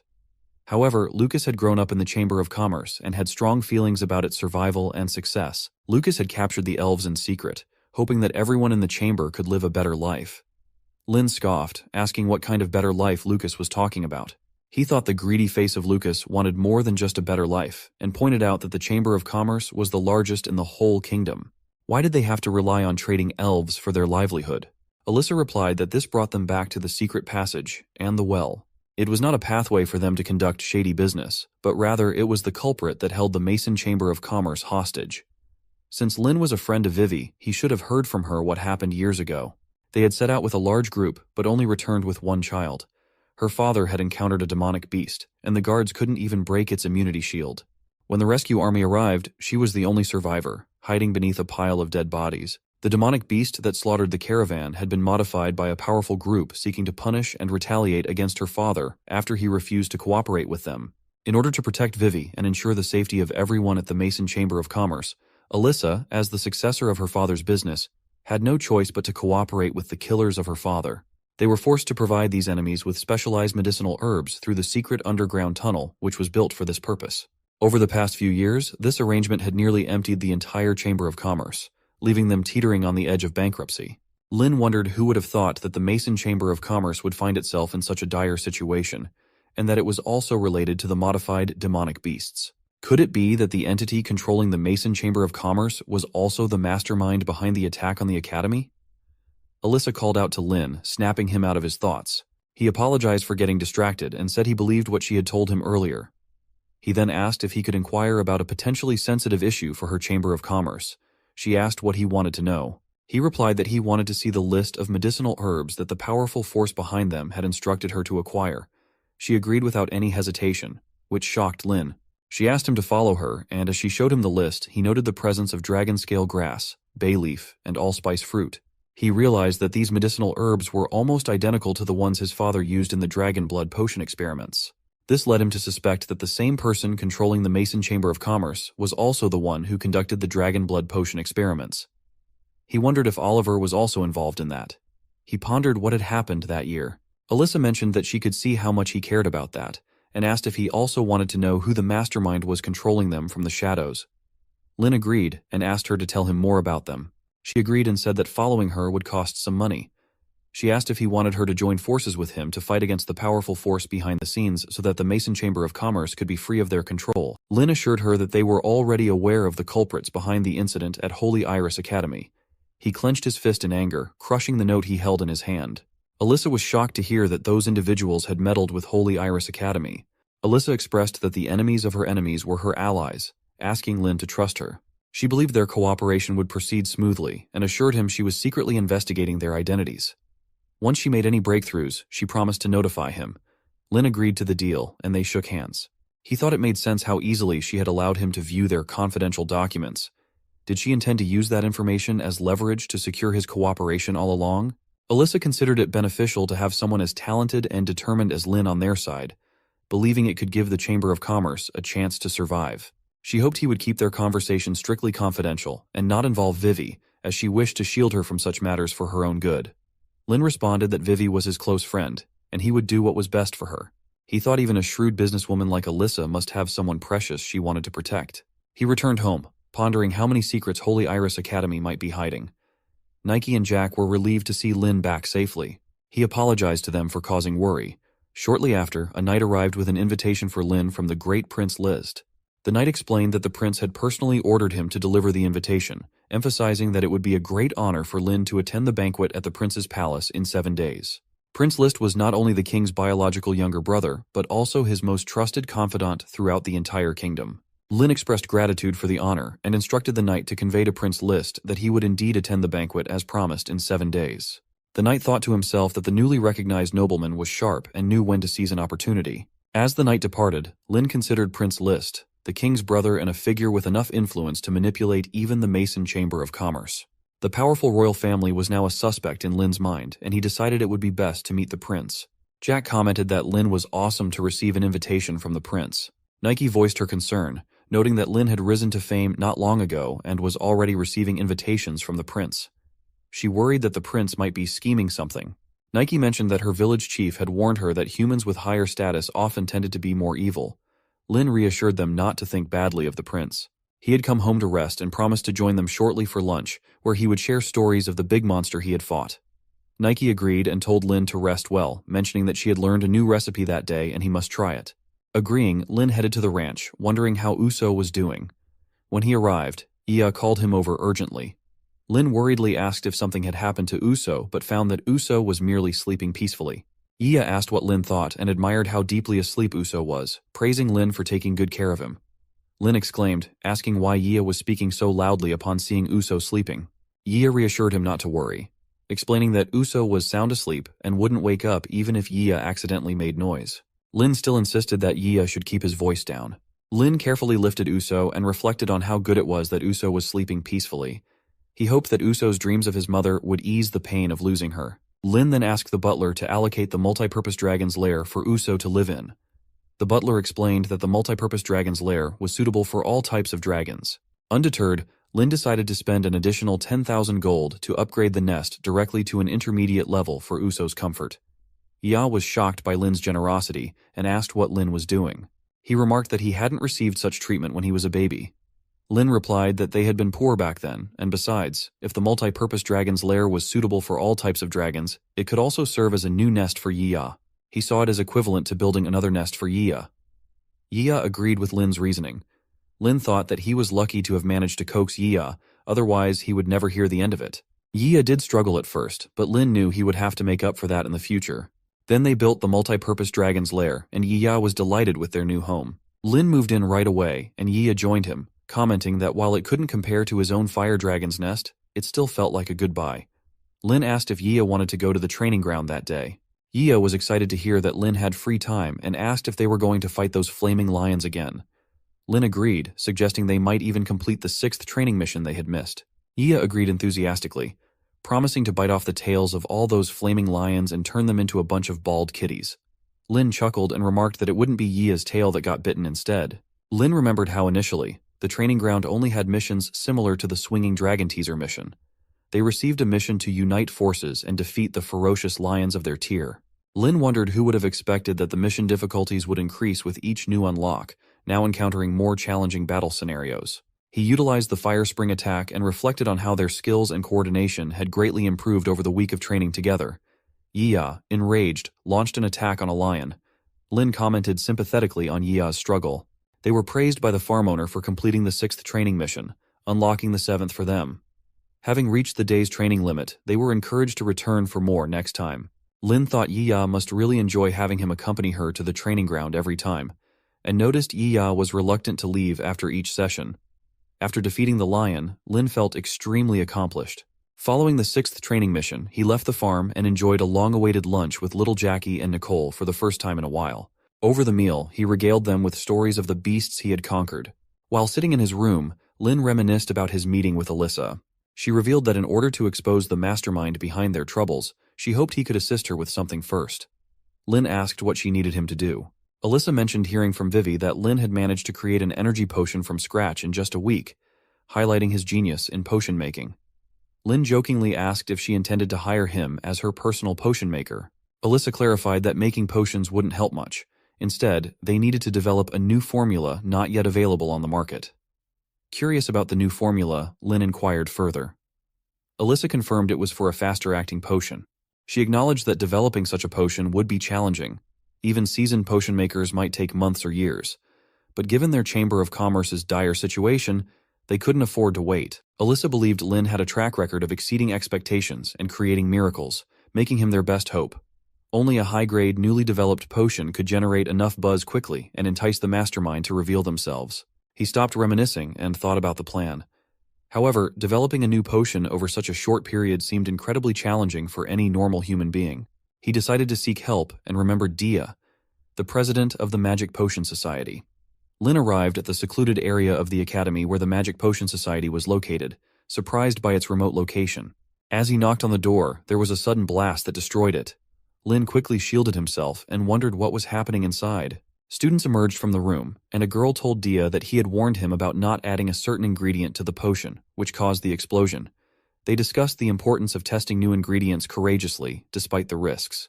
Dia reassured everyone that such incidents were part of the learning process. Lin remarked on Dia's resilience. They both sat down, and Dia explained that such mishaps were a minor consequence in the pursuit of new potion research. Lin asked if Dia was currently researching new potions. Dia confirmed and mentioned they were nearing success after the final step, though progress hadn't been smooth lately.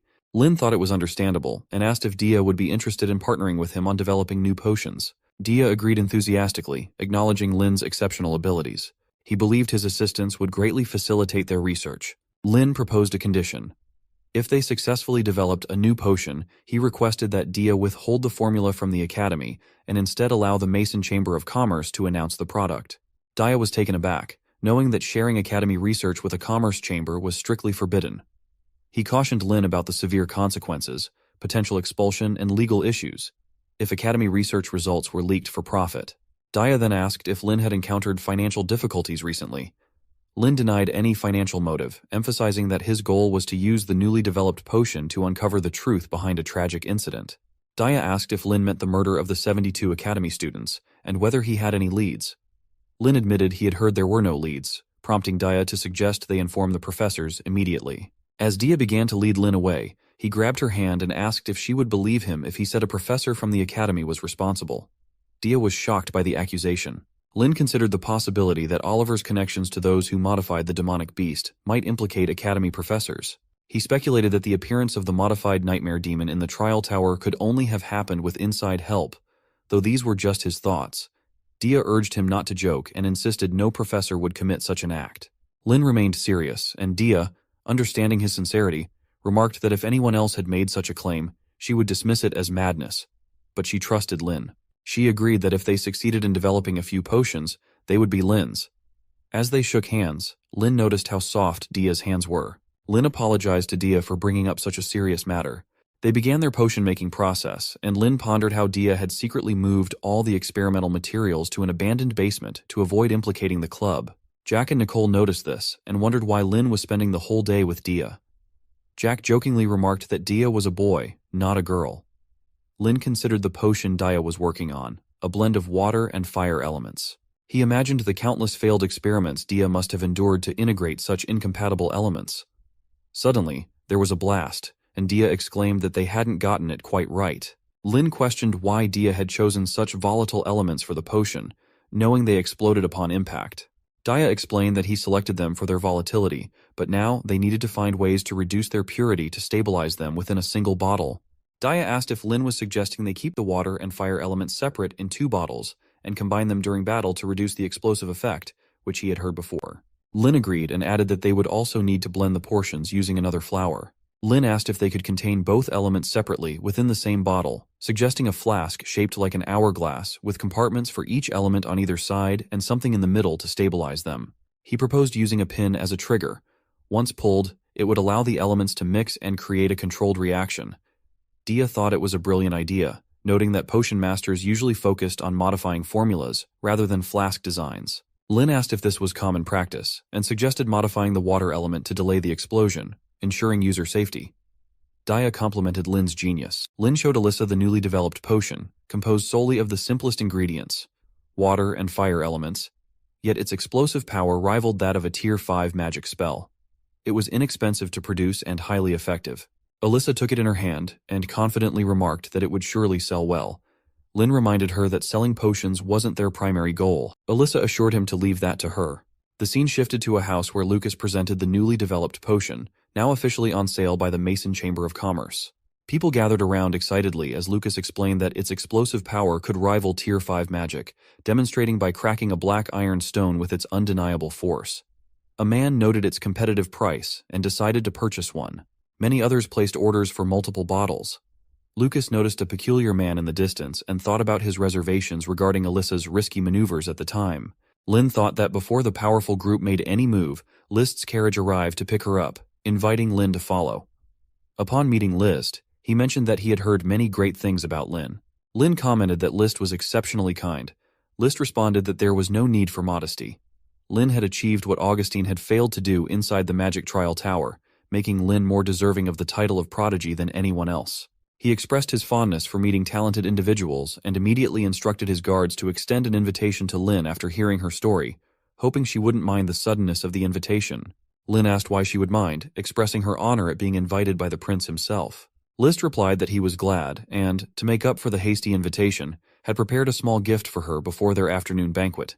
He pointed to a treasure box and asked Lynn to open it, hoping she would like what was inside. As Lynn opened it, List mentioned that he had put great effort into obtaining the gift, believing that no fire attribute magician would be displeased to receive it. Lynn looked at them and wondered, weren't these the intermediate-level potions he used to sell at the market to help Yia upgrade her nest? List asked what was the matter, and if they were not to Lynn's liking. Lynn denied this and asked how could he possibly dislike a gift from the prince. List replied that he was glad to hear that, indicating his efforts were not in vain. He had managed to produce only 6 of those potions, each costing 60,000 gold coins. Lynn was shocked to hear such a high price, recalling that he had sold only 15 bottles for 20,000 gold coins each at that time, realizing the significant price increase. List asked if Lynn thought those potions were overpriced, but assured him that for Lynn, they were worth every penny. He explained that the effects of those potions were far more powerful than any other intermediate-level energy potion, especially benefiting fire attribute magicians by greatly improving meditation efficiency and enhancing their affinity with the fire element. List had heard that Lynn was also a potion expert, suggesting that such a gift should be more enticing than any ordinary high-level potions. Lynn thanked him for the gift and suggested that List should just give him the 60,000 gold directly. List expressed satisfaction that Lynn was pleased with it. Changing the subject, he mentioned hearing that Lynn had recently joined the Academy's Magic Potion Society and was currently involved in researching a new potion. Lynn acknowledged that List seemed well informed. List continued, noting that he also knew about the Mason Chamber of Commerce's recent release of a popular new potion that closely resembled the topic of Lynn's research. Lynn wondered how List had learned about the newly developed potion, as only Yia and the internal staff of the Mason Chamber of Commerce were aware of its transaction. Lynn speculated whether the mastermind behind the Chamber of Commerce was somehow connected to List, suggesting List should put on a show for him if that were the case. Lynn slammed the table and demanded to know what List meant by this accusation. Was List suspecting him of taking the Academy's research results to the Chamber of Commerce for personal gain? Lynn emphasized that such actions would violate the Academy's rules, stating firmly that he would never do such a thing. List replied that he wasn't suggesting anything like that. While he acknowledged Lynn's genius, he also noted Lynn's youth and inexperience. List cautioned that those with more shortcomings are often easier to manipulate for personal gain. He advised Lynn not to panic, posing the hypothetical scenario that if Lynn did indeed strike a deal with the Chamber of Commerce based on his own research, it was within his right to decide how to utilize it. Lynn pointed out that the research funding had been provided by the Academy. List asked if Lynn was troubled by financial difficulties, offering to fund Lynn's research. In return, any future research results would no longer belong to the Academy, thus eliminating risks for both parties. List suggested a 50-50 profit split once they began receiving returns from their product. Lynn found the offer attractive but explained that he needed to concentrate on the Magic Potion Society for now to earn the credits necessary for his studies. List understood the difficulty in recruiting talented individuals and reaffirmed his promise to Lynn.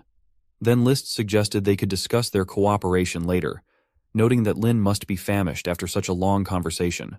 Lynn replied that he was indeed a bit hungry. List asked him to take a seat.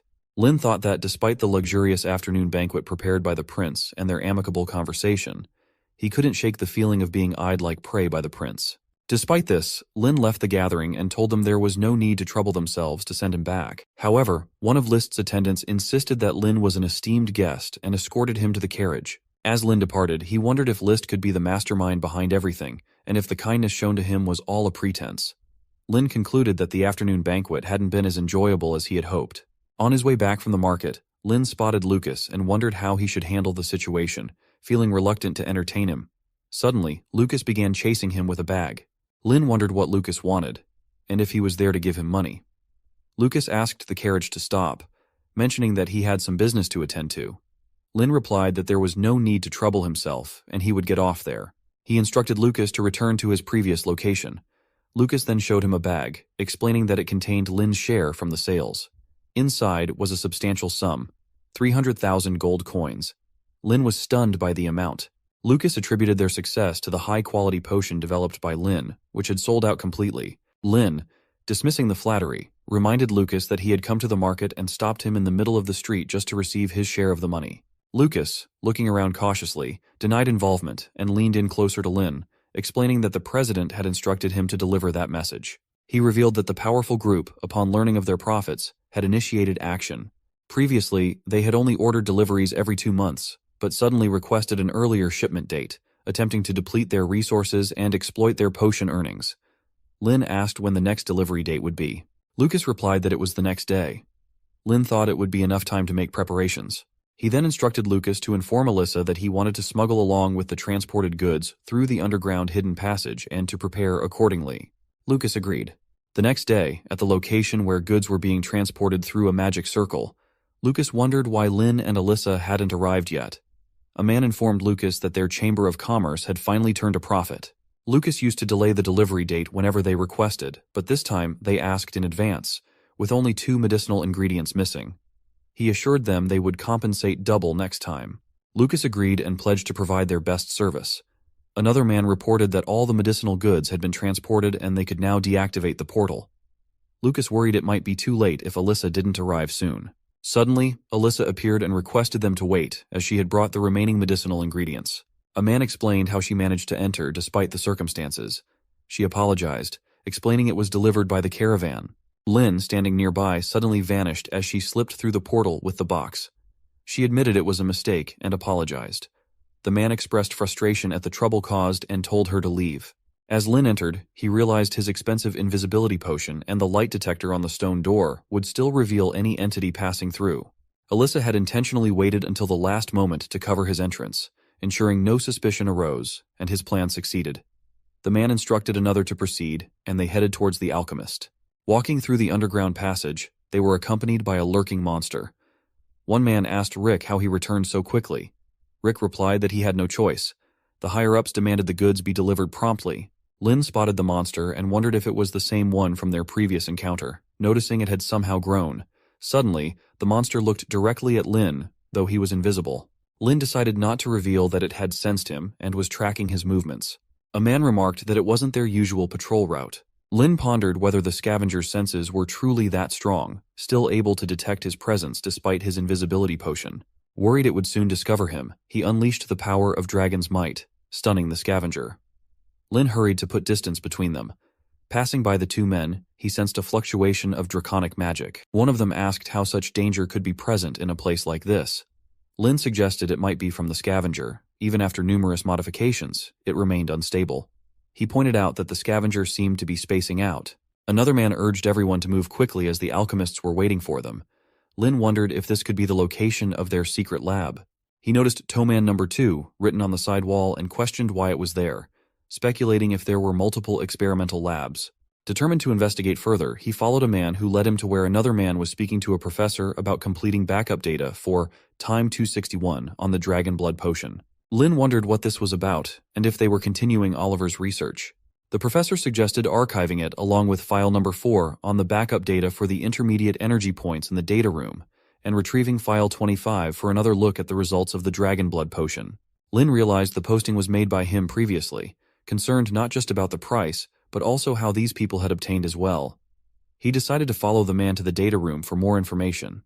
In the data room, Lin read in a book that the 13th experiment confirmed the 12 bottles of special intermediate energy potions circulated in the black market did indeed contain dragon saliva, likely from purebred dragons, unlike their experimental ones. Finding these purebred dragons could greatly advance their research on the Dragon Blood Potion, which had already consumed significant financial resources in tracing its origins. Many merchants claimed the product as theirs, yet they had not found a matching consistency. Lin was grateful that many people had come forward to claim his work and that he had stopped producing more after those 15 bottles. However, that wasn't the most critical issue. According to the experiment logs, in addition to the 3 bottles of potion that had been used, significant efforts were made to acquire the remaining 12 unused bottles. How did Liszt manage to have 6 of those potions at the banquet the previous day? If those 6 potions were indeed taken from there, Liszt would be the master of the experimental laboratory, the mastermind controlling the Mason Chamber of Commerce, and the culprit behind the tragedy of the trial tower. Liszt was a powerful and trusted person by the king. Lin wondered what to do and considered if he wanted to expose a prince. The potions were being used as evidence to confirm the prince's involvement in the crime, and Lin needed to find other evidence since he couldn't reveal his connection to those 6 potions. He wondered if he could find more concrete evidence there. Lin saw the professor and the man emerge from inside. The man told the professor that he must be tired after the inspection and thanked him for visiting. He asked the professor to convey kind words to their master. Lin wondered if Inoy, the king's liaison, might provide him with evidence. The professor reassured the man not to worry, as their master knew of his hard work and would reward him accordingly. The man thanked him and left. As they passed by Lin, he noticed Inoy, the professor, was a Tier 7 magician, higher than Professor Yisha. Inoy sensed something and suddenly attacked Lin with a fire hammer. Inoy questioned if Lin thought he could remain undetected using invisibility potion, then noticed a shield attached to the wall. Lin realized he had to flee. He was no match for a Tier 7 magician. As he ran, Inoy anticipated his escape and launched a chain fireball attack towards Lin. Lin used his shield to block the attack but was thrown back against the wall. He realized the magical gap between them was immense. Inoy chanted a spell, calling upon the fire spirits to gather and form an indestructible fiery warrior to crush all in its path. A massive knight materialized and charged towards Lin with incredible speed and power. Lin recognized it as Vasu's work. Not only was the warrior formidable, but its attacks were devastating. Lin attempted to flee once more. Inoy taunted Lin to see how long he could evade the attacks. Lin resolved not to be underestimated, knowing he couldn't defeat Tier 7 magic but refusing to be easily defeated by a summoned entity. He focused his draconic magic, launching a crushing blow against the summoned knight. Lin thanked his dragons for creating an opening and threw a newly designed bomb towards Inoy and the knight, causing a powerful explosion. In the chaos, they discovered the laboratory and precious experiment data. Inoy declared he would capture the invader himself. Lin ran with Yia, knowing that despite not being able to see clearly behind him, he could sense a powerful magical presence closely pursuing them.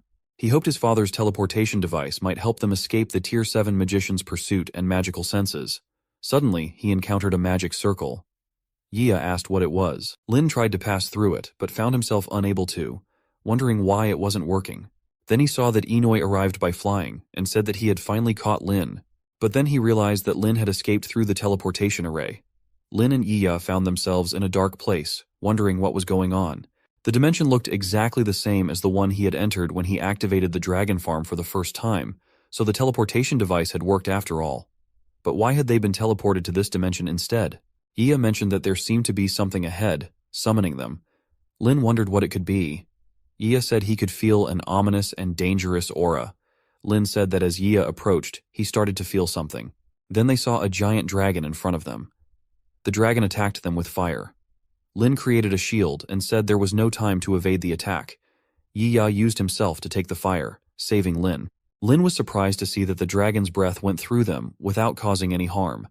Could it be because of an illusion? Just then, he was welcomed by someone, and upon hearing that voice, Lin realized it was his father's. He asked where his father was and what was going on in the secret experiment lab. He also inquired if his father was really behind the experiment with the sleeping dragon. Lin had been looking for his father for a very long time, so he asked again how his father was. His father replied that there wasn't much time and that he would keep the message short. Lin noticed that his father didn't respond to his questions, making him wonder if it was a recording. His father told him that since Lin had managed to reach there, it meant he had found his own dragon partner. With limited time, he explained briefly. Lin discovered that the reason the red beam was blinking was because of Yia, and it seemed he could only enter the dimension when he was with Yia. His father spoke about the ancient dragon and asked if it didn't look strong and mighty. Lin commented that he was indeed scared to death. Yia, growing angry, wondered if the voice was mocking them. His father told him that he was entrusting 2 formulas to Lin, asking him to use them wisely. He assured Lin that with these formulas and his dragon partner, he would become as strong as the dragon they had encountered earlier. Lin wondered if his father was referring to the phantom dragon from before. Yia was happy at the prospect of becoming as strong and mighty as that dragon. His father continued, explaining that the dimension would self-destruct once they had obtained the formulas, and they would be teleported back to the real world. He wished Lin the best, and added that he would be waiting for him on the eastern side of the rift.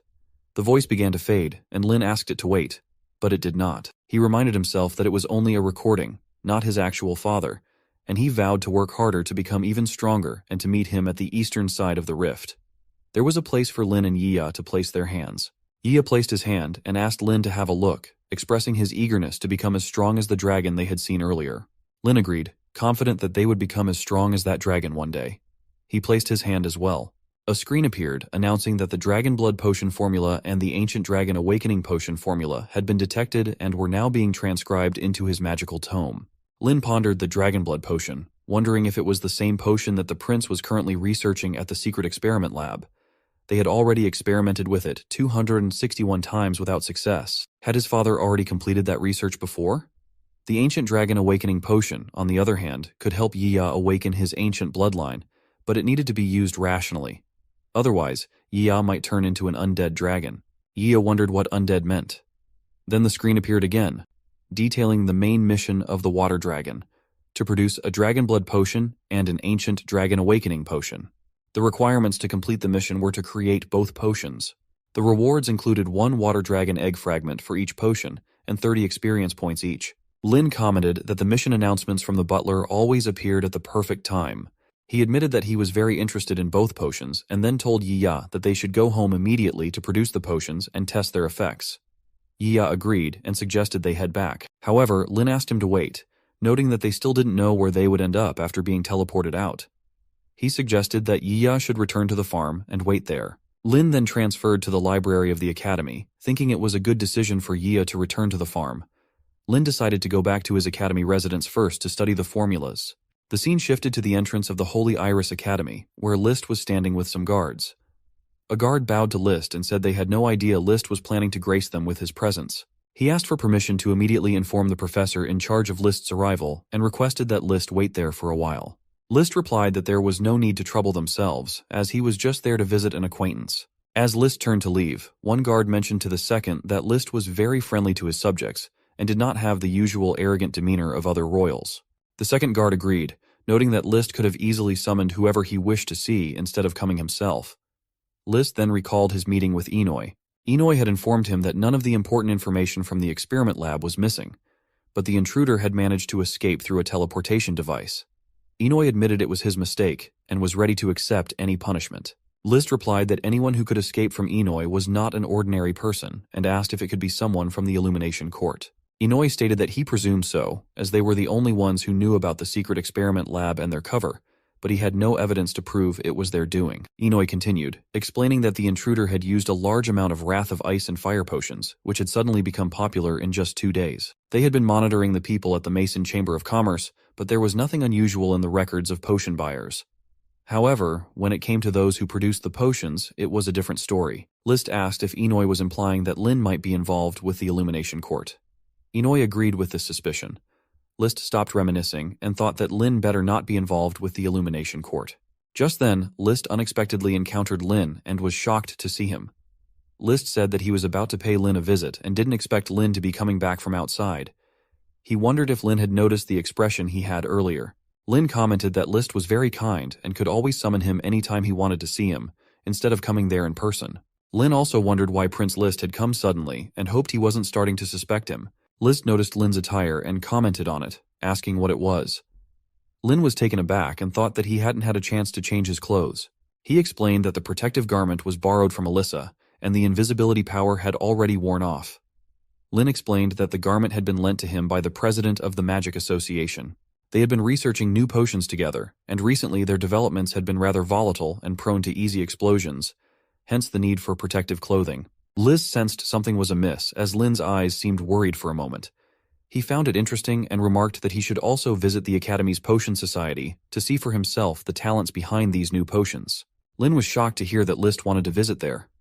List asked what was the matter and why Lin seemed reluctant to welcome him there. Lin thought to himself that his reaction was quite obvious. Then Lin said that he was just a bit flustered and that if List wanted to visit, it would be an honor that no other society within the Academy had ever received. He mentioned that he was just about to retrieve some documents for the society and asked List to wait there for a while. Lin assured him that once he gathered the documents, he would lead the way to him. List agreed to wait. Inside his house, Lin realized he needed to come up with a solution quickly. No matter what, he couldn't afford to be caught red-handed. List ordered his knights to surround the building and ensure that no one except Lin could leave, including any form of magical communication. The guards agreed and carried out the order. After a while, Lin emerged from the house with the documents and apologized to List for keeping him waiting. List reassured him not to worry and asked if those were the documents he needed for his new potion. Lin confirmed, and List took the documents from him to see what interesting things Lin was currently working on. Lin didn't have to be suspicious. List assured him that he would never steal Lin's research results and asked him to show the way. Lin agreed, and as they walked, List noticed mention of the miasma potion in the documents. He asked Lin to explain the key points of his current potion research. Lin explained that they were currently using the Polytigia lungfish, found in the swamp, as one of the main ingredients for the miasma potion.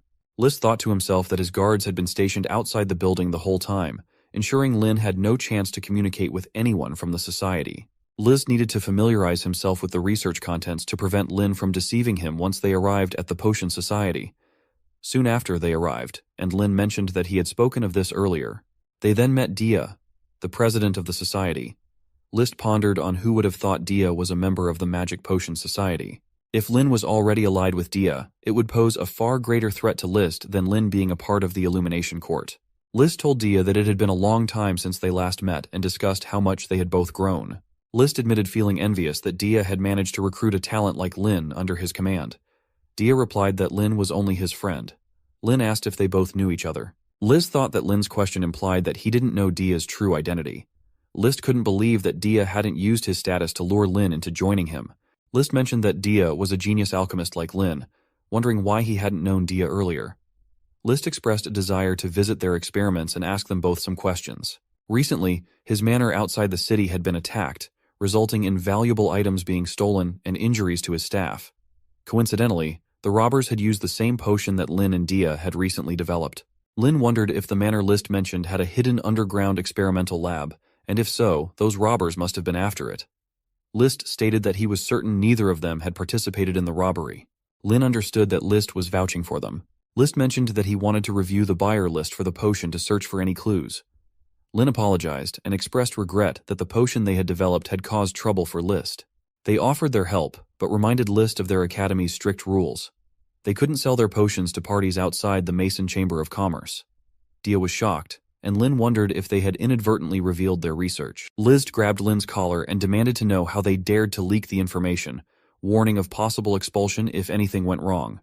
Lin insisted they weren't the ones who leaked it, suggesting List was too quick to jump to conclusions. List wondered if Dia's anger was genuine or a performance, questioning if Lin's ongoing potion research claims were fake. List then assured them both that he didn't intend to cause trouble and acknowledged that the Academy's rules could be overly rigid. He offered assistance or research funds in the future, inviting them to collaborate with him. List gave an example of the new potion that the two of them were currently developing. Lin asked him to wait, but Dia insisted they couldn't transfer ownership of the newly developed potion to List. List requested permission to visit their experimental bench. Upon opening the door, he discovered that they were indeed researching the miasma potion, with the Polytiga lungfish mentioned as a main ingredient, confirming the existence of their new potion research. Lin apologized again, explaining they couldn't transfer ownership of that potion since they had already sold the Wrath of Ice and Fire potion to the Mason Chamber of Commerce. They needed to develop another new potion quickly to fulfill the Academy's research requirements. Dia agreed, adding that they couldn't guarantee the success of the experiments and had prepared extra ingredients just in case the Academy came for an inspection. List remarked that it seemed they both were working hard, deciding not to disturb them further. He offered his assistance if they encountered any difficulties, and they thanked him for that. After they left, List departed as well. Lin thought they had managed to handle the situation smoothly and thanked Dia for his help. Dia asked for an explanation about what had happened, particularly about the clone of Lin that had appeared. He insisted that Lin not attribute it to using a shape-shifting potion, as his clothing certainly shouldn't have sprouted a tail. Lin wondered why the clothing had revealed its tail and recalled that, due to Uso's tendency to sleep often, he had asked the system's butler to alert him when Uso woke up. During the growth period, Uso had reached Tier 2 and acquired skills like hypnosis, bewitchment, and shapeshifting.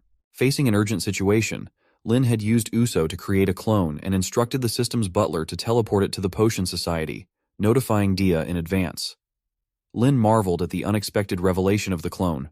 Dia said to Lin that he should know how much Dia trusts him, whether it's regarding the Wrath of Ice and Fire potion, or concealing certain information from List. Dia expressed feeling like Lin didn't trust him as much as he trusted Lin. Lin replied that it wasn't true and apologized, explaining that humans have always seen dragons as mortal enemies, either killing them or exploiting them for their own gain. Lin couldn't reveal the dragons he possessed to protect Uso and others. Suddenly, Uso, feeling sleepy, transformed back into his dragon kid form and curled up to sleep. Dia was shocked to see the dragon there. Lin was equally surprised that Uso had revealed himself to Dia and wondered what to do. Dia gently took Uso, finding him adorable and far different from the rumors spread about dragons. Lin wondered what was happening and asked Dia if he wasn't afraid of dragons. Dia responded that it was humans who feared dragons, seeing them as enemies. While most people held this view, Dia respected someone who saw dragons differently. Dia recounted that his mentor was a traveling scholar who devoted her life to the pursuit of knowledge. Once, during an inspection near the east of the Rift Valley, they fell off a cliff and encountered an injured white dragon at the bottom. Initially, she approached the dragon with the intent of studying it, but unexpectedly formed a deep bond of friendship with it. This bond continued until the dragon was killed by magicians who had come to rescue her. Dia questioned whether dragons were truly the catastrophes that would bring calamity to the world. To uncover the truth, his mentor began traveling the world, studying legends and historical materials about dragons in various places. However, the day before she was to reveal her research results at the Library of the Eternal City, she died under mysterious circumstances. Many speculated that it was divine punishment for befriending the dragon, reinforcing the belief that dragons were disasters that needed to be eradicated as mortal enemies of humanity. Dia stopped reminiscing and stated that after seeing the small dragon, he was now convinced that his mentor's death wasn't an accident, but rather a conspiracy to conceal the truth about dragons. He reassured Lin that if the small dragon was the reason Lin had been hiding things from him, Lin had nothing to fear. Dia wouldn't do anything harsh. He returned Uso to Lin, urging him to trust Dia more. Lin apologized, admitting he hadn't expected anyone in the world to harbor no hatred towards dragons. He confessed to hiding many things from Dia, but promised to reveal everything about List and Uso. Over the next 2 hours, Lin explained in detail how he rescued Uso from being sealed inside the Nightmare Demon's bidet and investigated the underground experiment. Lin finished explaining everything and asked Dia if, after hearing it all, he also suspected that Prince List was behind the tragedy at the trial tower. Dia was incredulous, questioning how it could be possible since the prince and the king shared a strong brotherly bond, having the same mother. He emphasized that the prince valued cultivating talented individuals and many exceptional students had perished in the trial tower incident. Why would he orchestrate such harm to the kingdom? Pondered whether he should report Lin's suspicions to the king, but hesitated, considering the potential impact on the king's relationship with his brother if Lin's accusations were unfounded. Dia wondered what the right course of action should be. It seems like there's a complex web of suspicions and contradictions surrounding List, Dia, and the events involving Lin and Uso. Lin is questioning why Dia is reluctant to believe him, and wonders if there could be some connection between Dia and List that influences Dia's perspective. Dia asks Lin to wait and points out a significant contradiction in Lin's reasoning. He brings up Uso, noting that Lin had said Uso was sealed within the body of the Nightmare Demon. However, the archives in the underground lab indicate they didn't have access to real dragons. If Prince List orchestrated the trial tower incident, wouldn't that be contradictory to Uso's presence as a real dragon? Lin realizes Dia's point and admits he had been so focused on identifying the lab's owner through the potion they concocted that he overlooked this detail. He acknowledges that the modifications conducted in the underground lab closely mirror what happened to the Nightmare Demon. He asks how they can explain this discrepancy. Both Lin and Dia contemplate whether there are overlooked details that could shed light on the situation. Lin continued, expressing regret over not finding more clues during his previous infiltration of List's lab. He worried that List would now be more vigilant about security, making further investigation harder. However, he had an idea. Since Inoue, as a close aide to List, likely knew many secrets about List and the monster modifications, they could kidnap Inoue to extract more information. Dia questioned whether they could handle Inoue, who was a Tier 7 magician. Lin reassured him, saying they would find their chance. He pointed out that as long as the Mason Chamber of Commerce continued to supply medicinal materials to the hidden lab, they could trace them back and maintain the upper hand. Dia agreed, feeling optimistic about their chances of success. Dia believed they needed to uncover the truth, especially if List was indeed the mastermind. He resolved to inform the king as soon as possible. The scene shifts to List's office, where he is seated in front of Inoue. Inoue asks if he managed to gather information from Lin's side. List replies that everything seems fine, but he still feels they are hiding something. Inoue asks if List thinks they are related to the Illumination Court. List denies it and says that after all, Lin is partnering with Dia, so it's doubtful they will ally with a foreign force from outside the kingdom.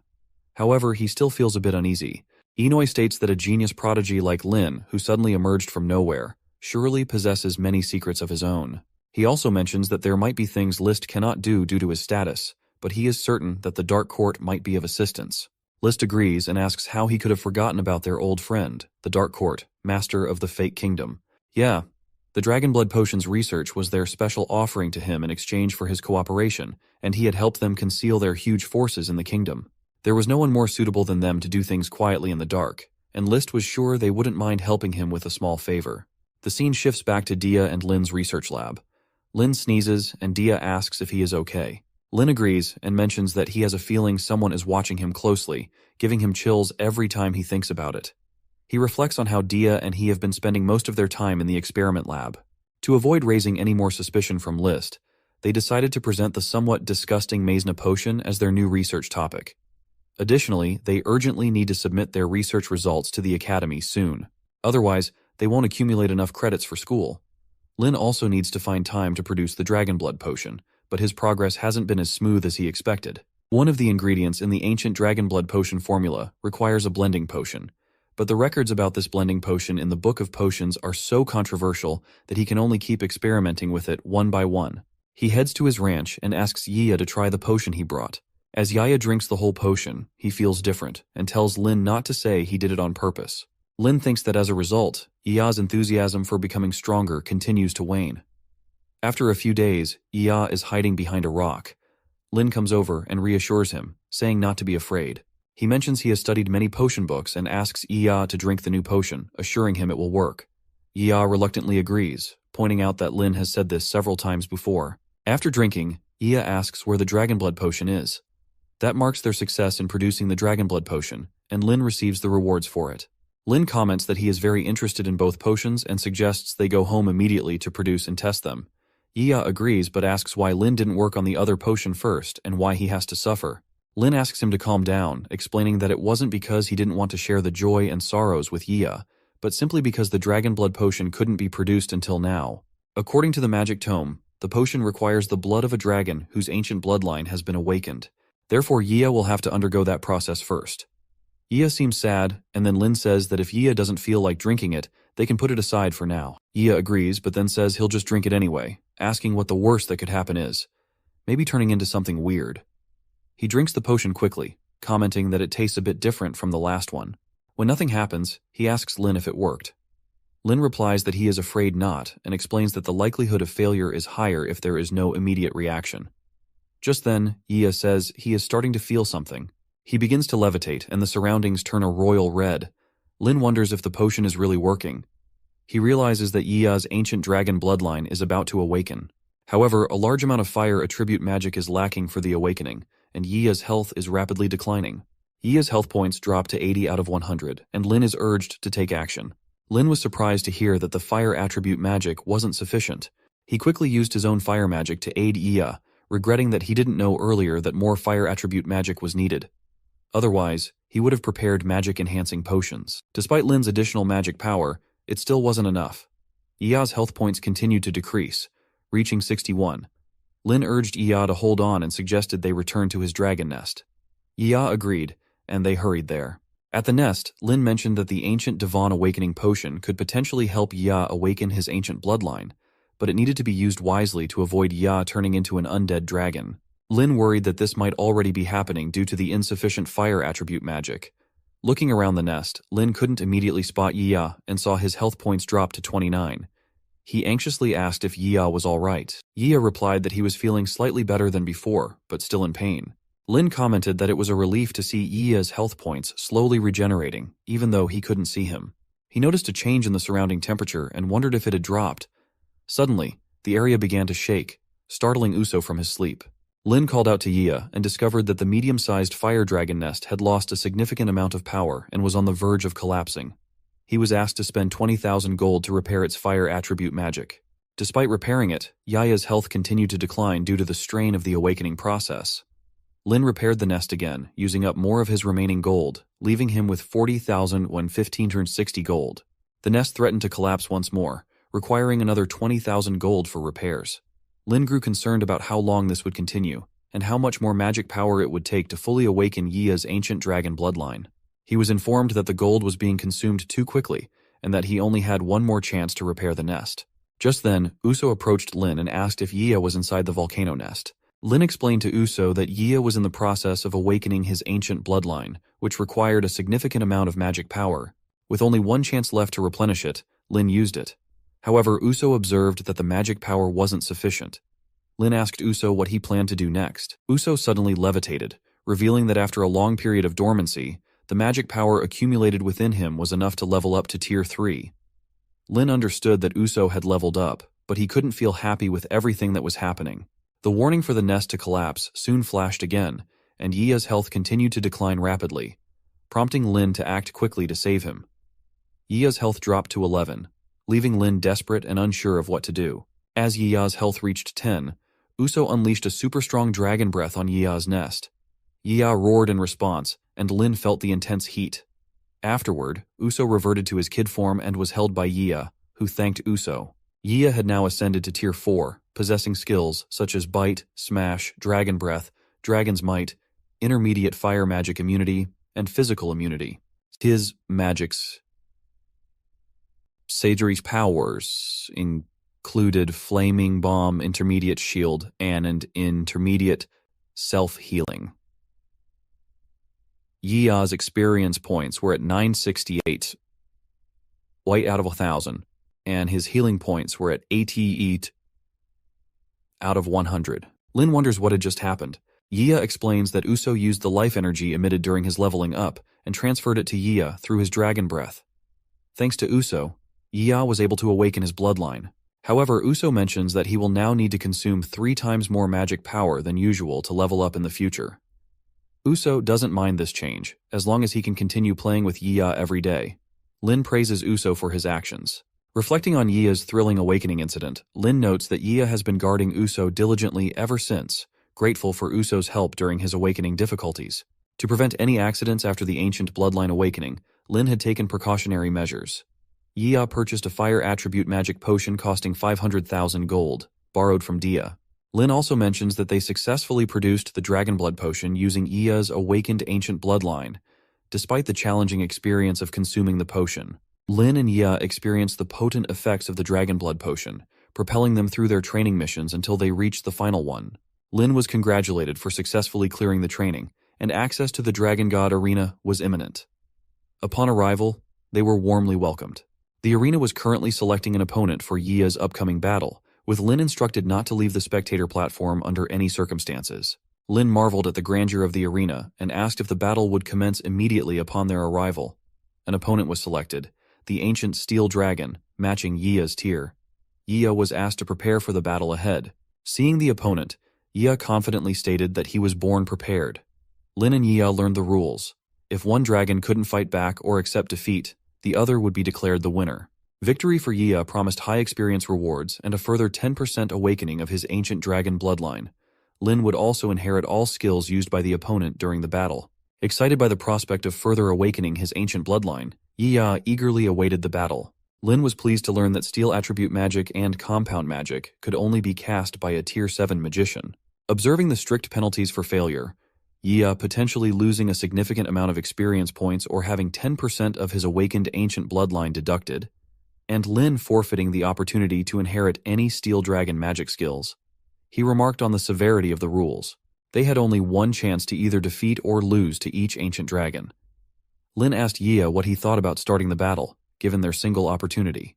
Yia replied with determination, expressing excitement at the prospect of battling his own kind and requesting Lin's permission to fight.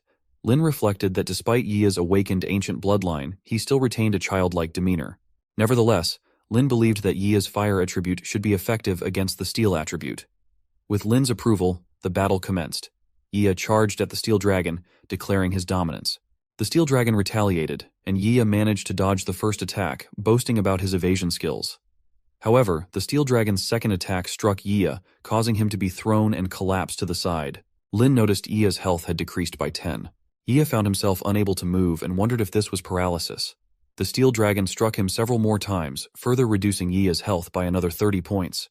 Lin was shocked and believed they couldn't continue fighting like this. Yi's combat skills clearly weren't a match for the ancient steel dragon, not to mention the dragon's ability to induce paralysis. Lin instructed Yi to create distance and use long-range offensive magic. Yi responded by launching a flaming bomb attack at the steel dragon. Taking advantage of the moment, Yi grabbed the dragon's tail, confident that the dragon couldn't evade attacks at such close range. He prepared to unleash another flaming bomb, but the steel dragon retaliated, dealing another 30 points of damage, leaving Yi with only 30 health remaining. Lin observed that the dragon used its tail and wings effectively, leveraging its body weight to its advantage in battle. The steel dragon then attacked with its dragon scale thorn. Lin calculated that Yi lost 10 healing points every time he was hit, and worried that if the dragon unleashed more thorns, Yi would be in serious trouble. Lin urged Yi not to overexert himself and reassured him that it was okay to accept defeat. However, Yi was unwavering in his confidence, declaring that he would never admit defeat. He unleashed the dragon-blazing sun breath attack to obliterate the thorns and strike the steel dragon. Lin remarked on the intensity of the flames and asked why Yi hadn't used such a powerful skill earlier, speculating whether Yi had learned it after awakening his ancient bloodline. Yi explained that it was a last resort move, a killer maneuver he had saved for the critical moment. Observing that the steel dragon was visibly weakening, Lin encouraged Yi to press the attack, confident they could still win the battle. But as Yi moved to strike, he collapsed. Lin realized the battle had reached its conclusion, neither of them able to continue. Lin resolved to challenge the ancient dragon again next week. Lin and Yi returned to their nest, where Yi, sitting in silence, expressed shame over his performance. He admitted he hadn't been defeated by the steel dragon, but rather his own powers had backfired. Lin understood why Yi hadn't used those skills earlier, realizing they weren't fully mastered.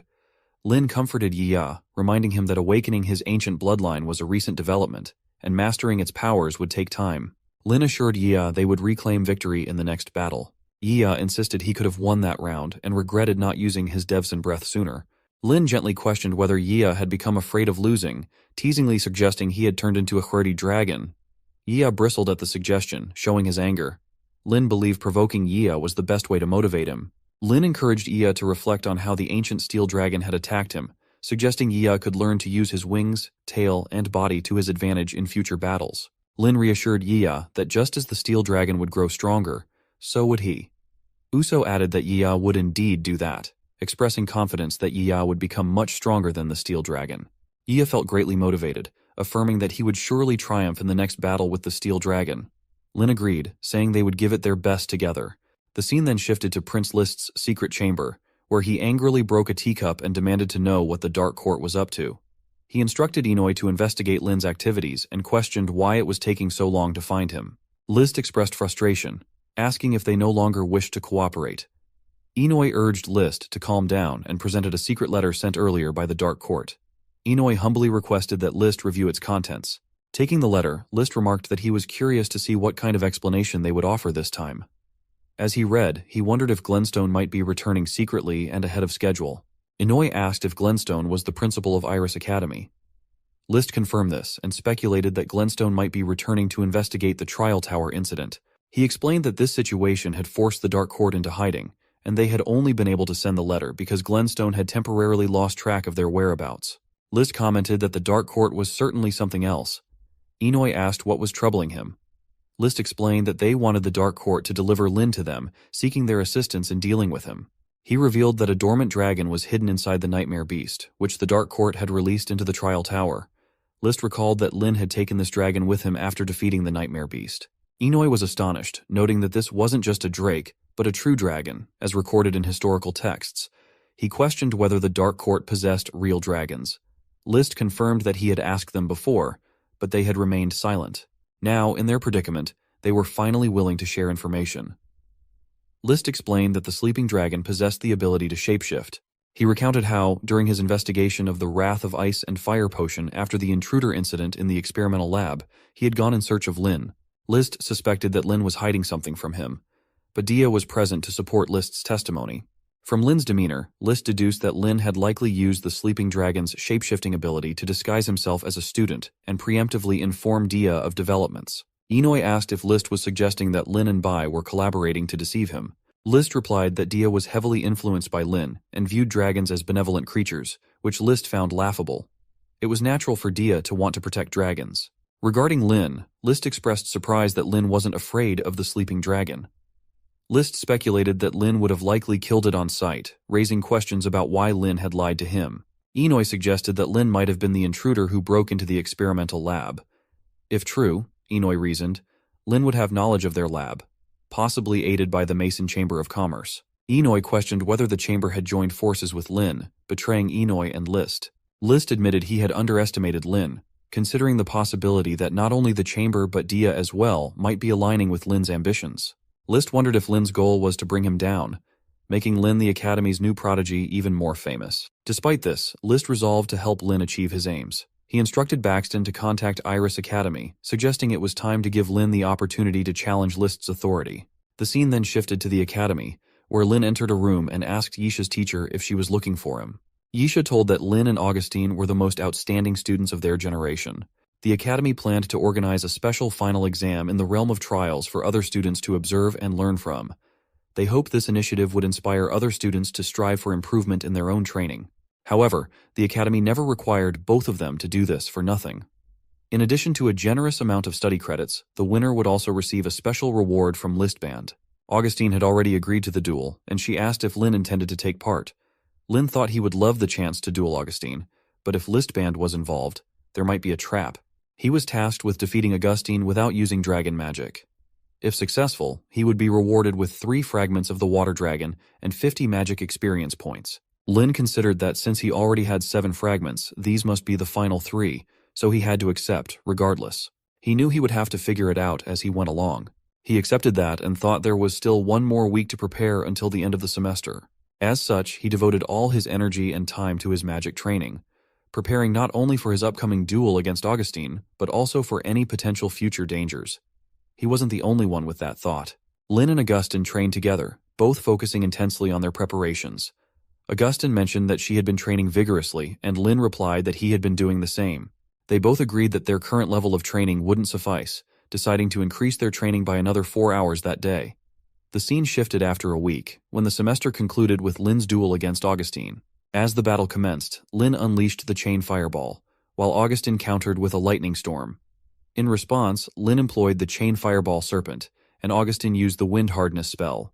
The director watched the duel closely and remarked that regardless of their control over magic or casting speed, they were on par with magicians of the same level. However, he wondered if Lin truly was a Tier 4 magician.